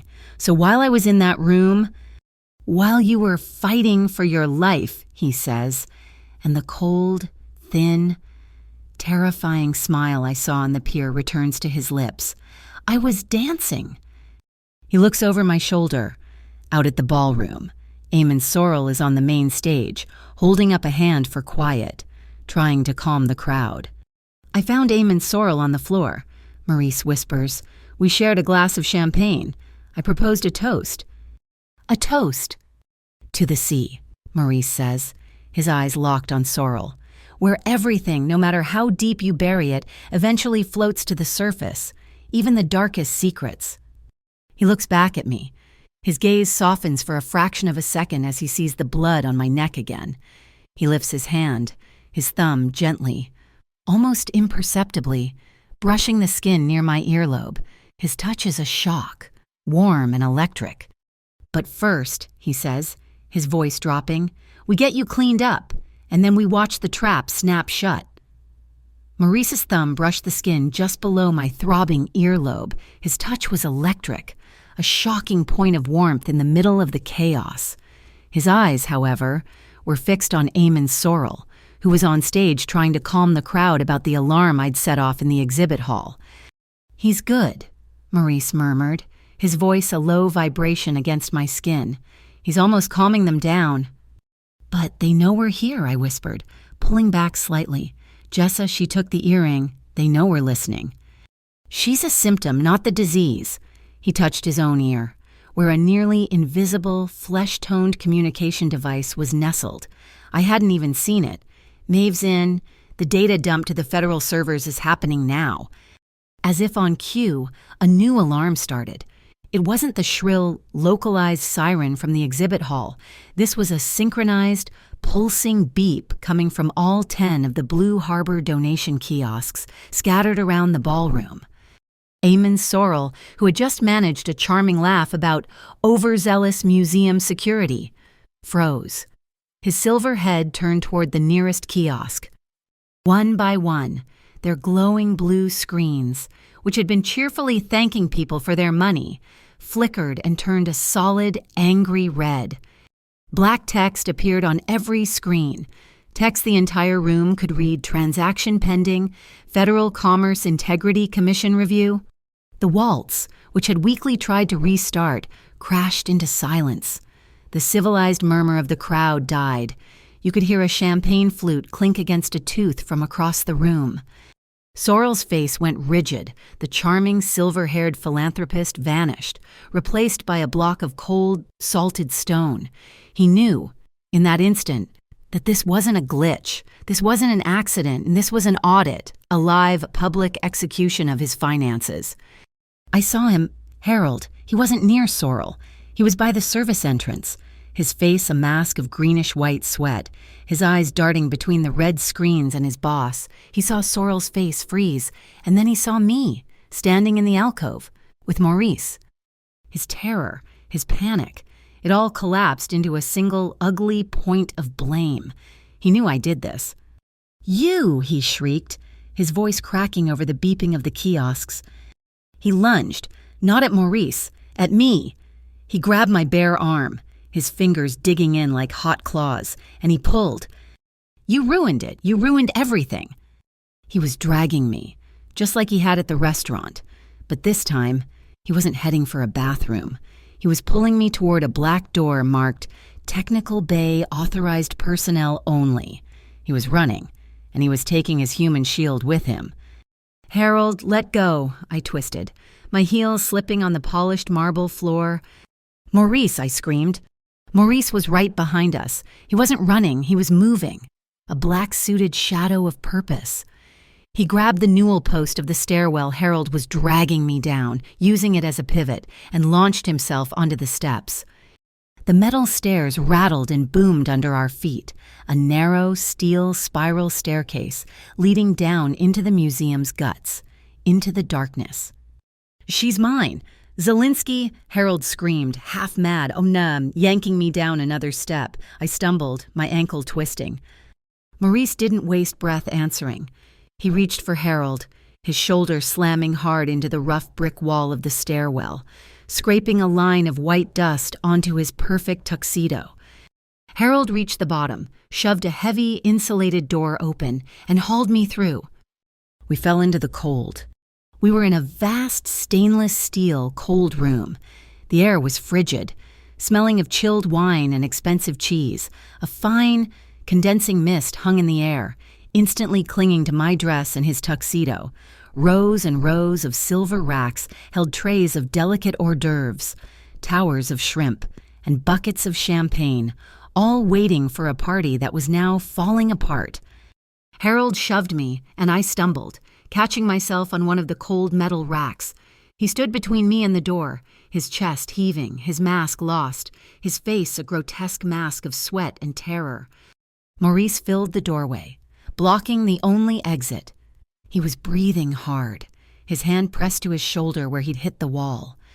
"It's over, Harold," Maurice said, his voice a low, lethal puff of white vapor in the cold air. "Over!" Harold laughed, that same high-pitched shriek I'd heard on the docks. "It was perfect. We were washing millions, and you nothing." He pointed a shaking finger at me. "You're just a waitress, a shy, stupid little girl in a borrowed dress." He advanced on me, his eyes wild.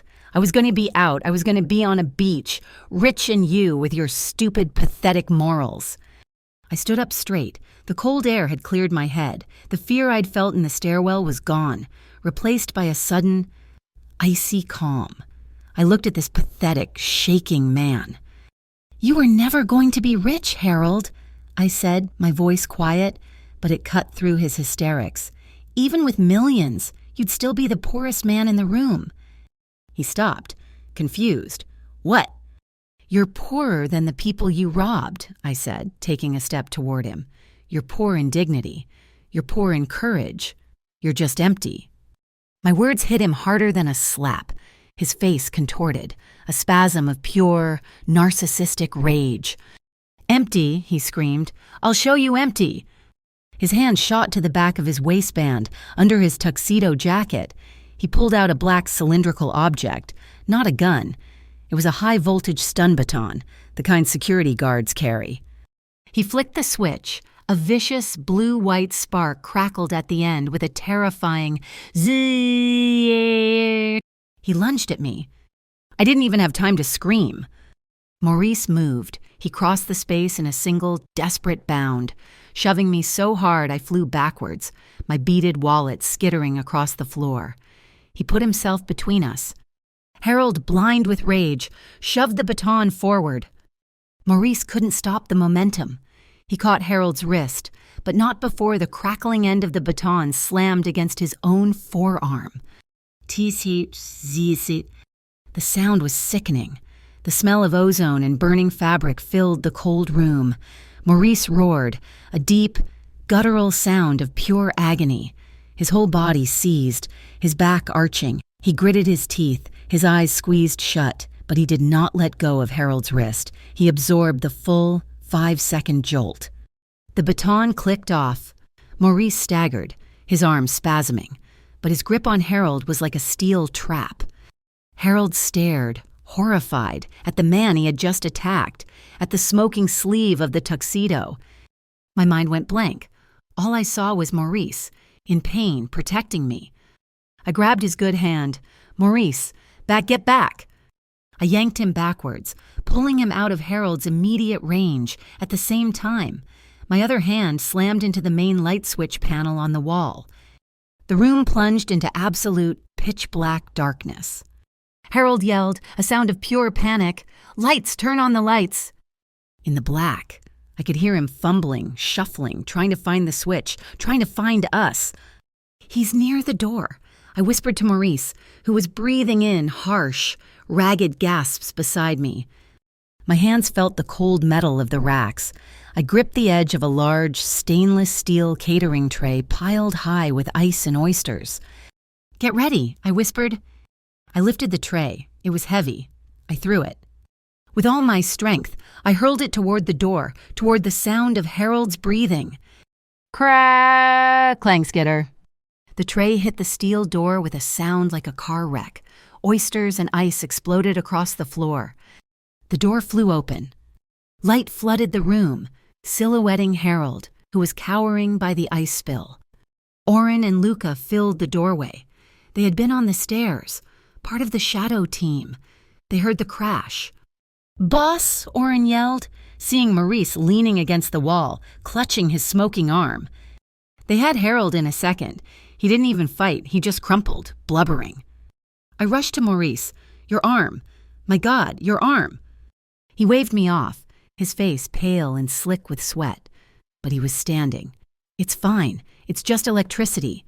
He looked at Harold, who was now being held by Oren, a defeated mess. I looked past them, into the hallway. Jessa was there. She was standing 20 feet away, by the main archway, trembling, her hand over her mouth. Her radio was in her other hand. She had seen everything. The attack, the lights, Oren and Luca arriving. Our eyes met. She looked broken. She'd made her choice, and this was the result. I didn't yell at her. I didn't call her a traitor. I just looked at her, and my heart ached. "You still have a chance to choose, Jessa," I said, my voice echoing in the suddenly quiet stairwell. This isn't survival. It's just a different cage." Her eyes filled with tears. She looked at the radio in her hand, the one that connected her to Sorrel. She looked at Harold, who was sobbing. Slowly, her fingers uncurled. The radio slipped from her hand and clattered onto the marble floor. She turned and ran, not toward the exits, but toward the restrooms, disappearing. She'd made a new choice. "Boss," Luca said, his voice urgent. "We have incoming. Real ones." We could hear it now. Shouting. Official shouting. We emerged from the stairwell. The ballroom was in chaos. Men and women in dark blue windbreakers with FCIC stenciled in bright yellow letters were streaming in through the main entrance. The masked, wealthy guests were parting like the Red Sea, murmuring, whispering, their cell phones out, filming the downfall. "That's him," one of the agents said, pointing at the main podium. "The treasurer. Cuff him." They were arresting the fake treasurer. They were putting legal, official seals on the red-screened kiosks. The data dump had worked. The dominoes were falling, live, in front of the entire Port Providence elite. I looked for Sorrel. He was gone. The stage was empty. Maurice, clutching his arm, was scanning the room, his eyes dark with fury. "The Bay," he growled. "He's running." He pointed to the far end of the museum, to a set of glass doors I hadn't noticed, marked to the pier. As we looked, the doors flew open. It was Harold, Orrin, and Luca, distracted by the arriving agents, had loosened their grip. He had broken free in the confusion. He scrambled, slipping on the polished marble. He saw the FCIC agents. He saw us, and he saw Sorrel's escape route. He knew his only chance was to follow his master. "Time to dive," Harold shrieked, his voice a desperate, final cry. He ran, full tilt, through the glass doors, out into the rainy, dark night toward the sound of the water. He was pulling the final act of the story right out onto the docks with him. The chaos of the ballroom felt 1,000 miles away. Orrin, his face a grim mask, had shoved us not gently through a side door and into a small, brightly lit office marked Museum Staff First Aid. He'd put a heavy hand on Maurice's chest. "Boss, your arm. Wait here." Then he'd shut the door, leaving us in a sudden, buzzing silence. The only sound was the muffled, organized shouting of the FCIC agents outside and the low hum of a desktop computer. Maurice was leaning against a beige filing cabinet, his face a pale, waxy color I hadn't seen before. His jaw was set in a rigid line, not of anger, but of pure, controlled pain. The sleeve of his tuxedo, from the wrist to the elbow, was a blackened, smoking ruin. The fabric had melted into a stiff, charred mass. The smell of burnt wool and ozone was sickening. My panic, the adrenaline from the cold room, it all evaporated. It was replaced by a cold, sharp focus, the same focus that took over when my grandmother's heart monitor beeped in a rhythm I didn't recognize. "Sit," I said. It wasn't a request. I pointed to a rolling office chair. He actually listened. He sank into the chair, his bad arm held stiffly away from his body. His eyes squeezed shut for just a second. I found the first aid kit under a desk. It was a standard-issue white metal box, the kind that's always missing the good bandages. I ripped it open. Antiseptic wipes, a pair of blunt-nosed scissors, and a roll of gauze. "This is gonna hurt," I said, my voice sounding distant, almost like Maeve's. "It's fine," he gritted out, but a line of sweat had beaded on his temple. "It's not fine." I took the scissors. My hands were shaking, but my movements were precise. I began to cut the melted, charred fabric of his shirt and jacket away from his skin, and he didn't flinch, but I saw the muscles in his neck cord, tight as steel cables. The skin underneath was an angry, weeping red, a perfect, detailed map of the stun baton's contacts. I tore open an antiseptic wipe, the sharp, chemical smell stinging my nose. "Hold your breath," I whispered. I pressed the wipe to the raw burn. He hissed, a sharp, violent intake of air. His entire body went rigid, his good hand shot out, gripping the metal edge of the desk so hard his knuckles turned white. But he didn't pull away. He didn't yell. He just took it. He let me clean the wound. His eyes squeezed shut, his breath held tight in his chest. I worked in silence, my touch as gentle as I could make it. The world had shrunk to this single, painful task. The distance between us was nothing. I was leaning over him, my face inches from his, so close I could see the tiny lines at the corners of his eyes, the faint silver scar on his jaw I had touched just last night, in what felt like another lifetime. When I finished cleaning the worst of it, my hands were trembling from the concentration. The immediate danger was past. I fumbled with the roll of sterile gauze. "Your hands are shaking," he murmured. His eyes were open. He was watching me, not the burn, me. "You're the one who just got shocked," I whispered back, my voice unsteady. "I'm not talking about your hands," he said. He meant my voice. He meant what I had just been through. In the dark exhibit, in the cold room. I stopped, my hands hovering over his arm. The adrenaline was gone. The shock was setting in. I was a waitress. I had been betrayed by a friend, hunted by security, chased and used as a human shield in a fight, and this man, I barely knew this man, had taken a jolt of high-voltage electricity for me. My gaze lifted from his raw, damaged arm to his face. The king of the docks was gone. The cold, assessing gaze of the boss was gone. In the harsh fluorescent light, he just looked tired and in pain, and more honest than I'd ever seen him. "I've been in the dark for a long time, Stella," he said. His voice a low, rough admission. It wasn't an apology. It was a statement of fact. "Too long. I'm not used to this." "Used to what?" I whispered. "Getting hurt." "No." His eyes held mine, and the intensity in them was more powerful than the crackling blue spark of the baton. Trusting someone, moving for someone else. My heart, which had been hammering with fear for hours, now gave a low, painful thud. It was a feeling of recognition. He wasn't just talking about the cold room. He was talking about his life. My free hand, the one not holding the gauze, lifted. I didn't think about it. It was an instinct. I touched his face, my fingers brushing the dark stubble on his cheek. They weren't shaking anymore. I traced the line of his jaw, then moved, my thumb resting just in the hollow of his throat, right above his collarbone, feeling the solid, living warmth of him through the crisp white shirt. It was a gesture of anchoring, of thanks. "Then maybe," I whispered, my thumb resting on his pulse point, "you should stand closer to the light." That was it.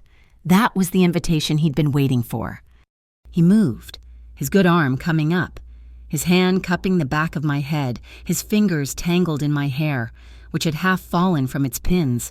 He didn't pull me. He just held me, his dark eyes searching mine, inviting me to close the last inch of space. I did. The kiss was explosive. It wasn't hesitant. It wasn't the rain-soaked kiss on the street. This was a claiming.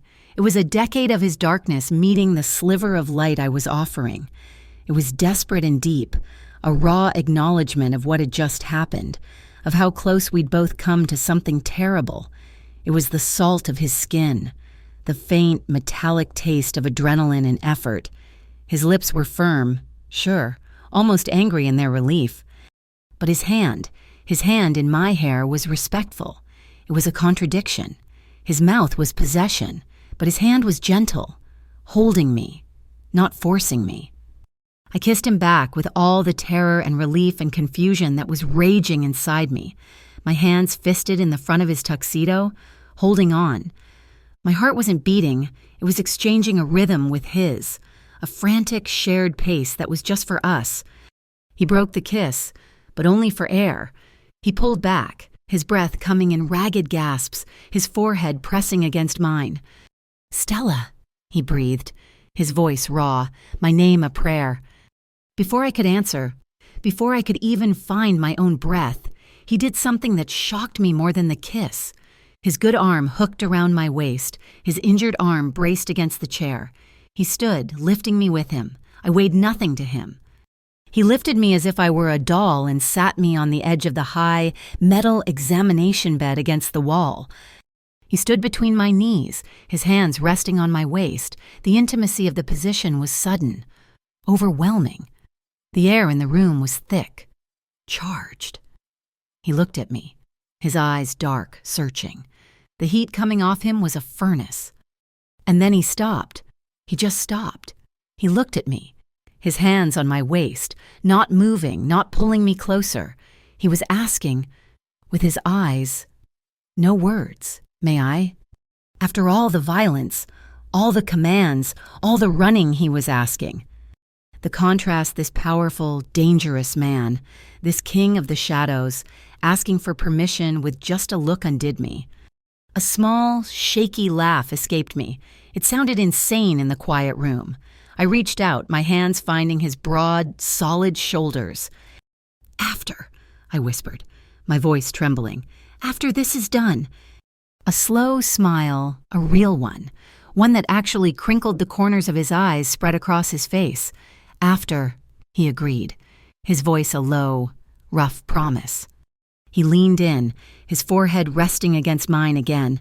We just breathed, in and out, the chaos outside, the throbbing pain in his arm, the dull ache in my ear. It all just faded into the sound of our breathing.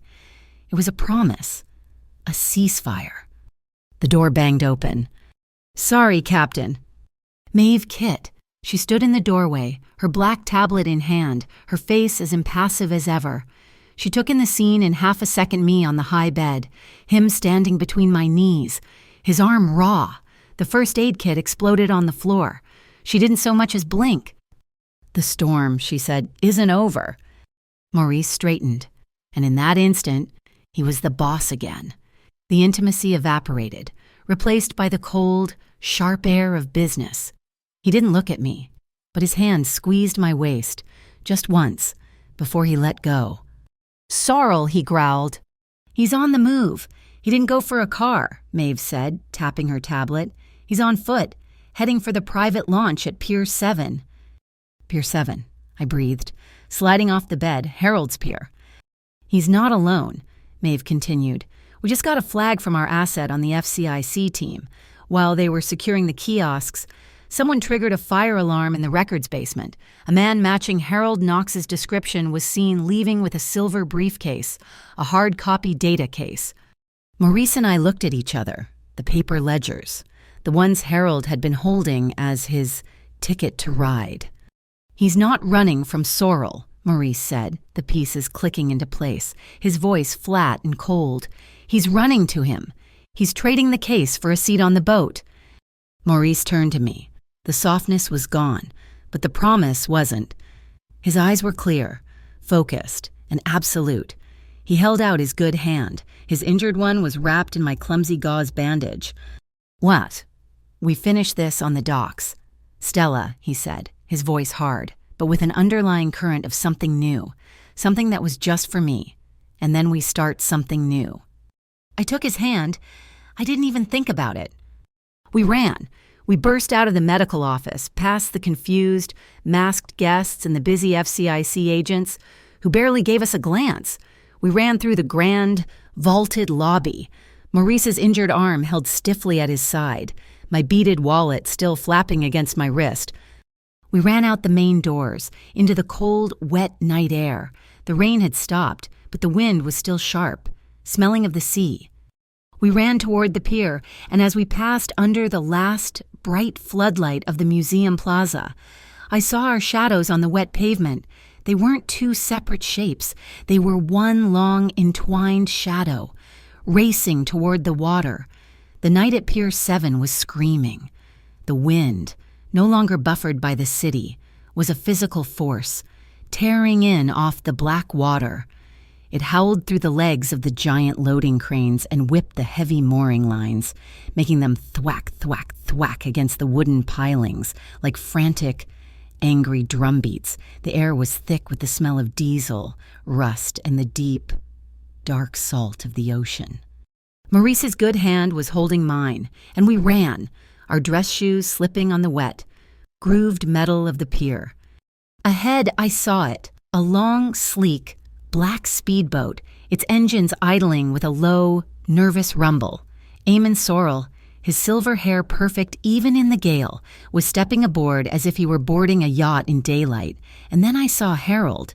He was scrambling, pathetic, clutching a silver data briefcase. He tried to jump onto the deck, slipped on a patch of moss or oil, and fell hard, sprawling onto the wet fiberglass. "Now!" Maurice yelled. Oren and Luca, who must have been shadowing us in their own car, seemed to materialize from the shadows between the containers. They were moving fast.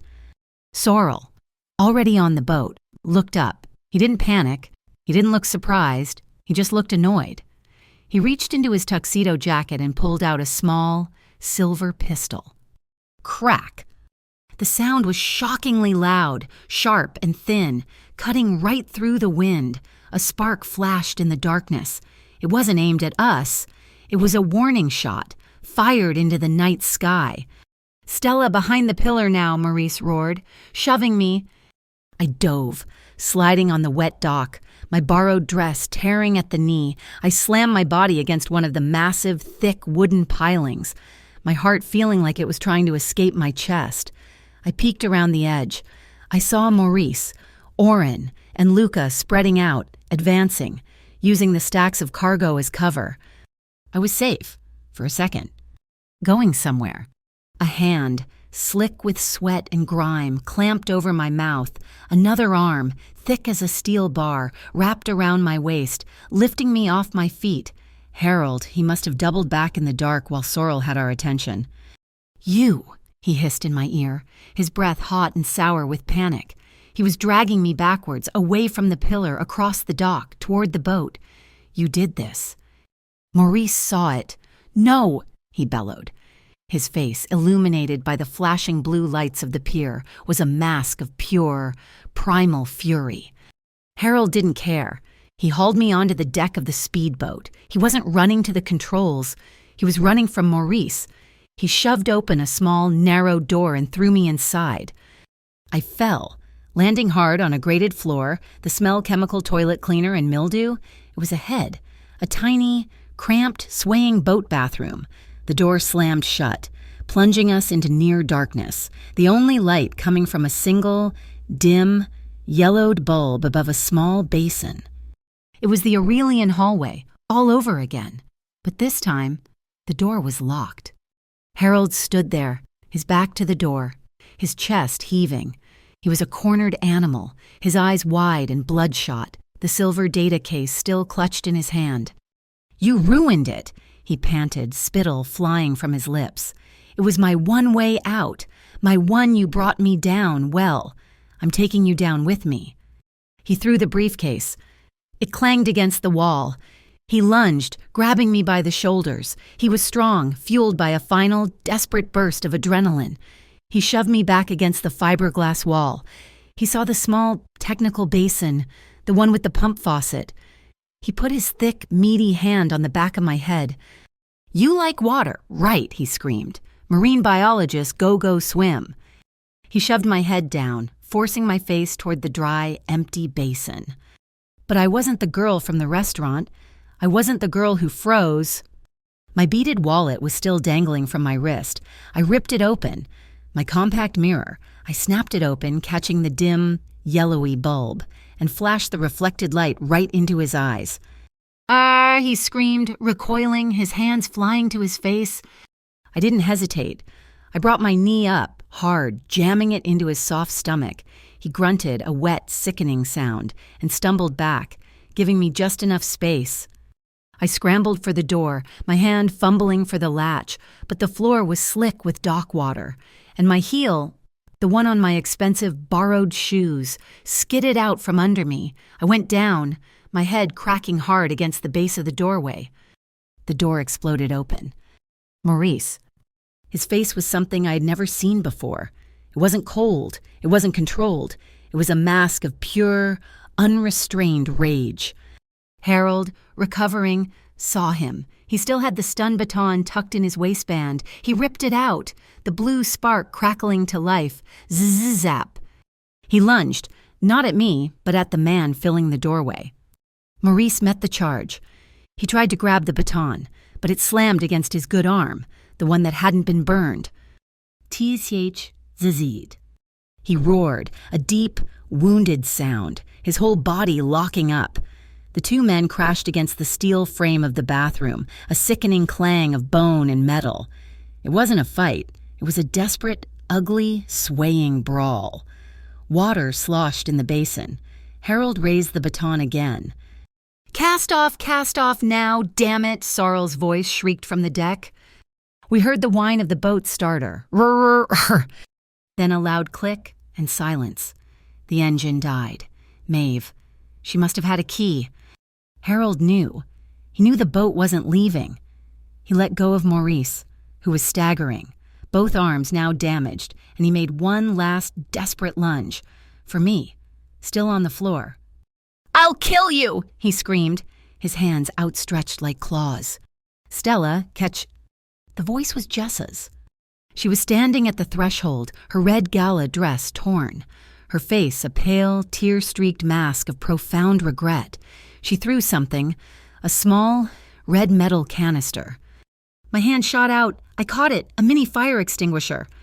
Harold was on top of me. I didn't think.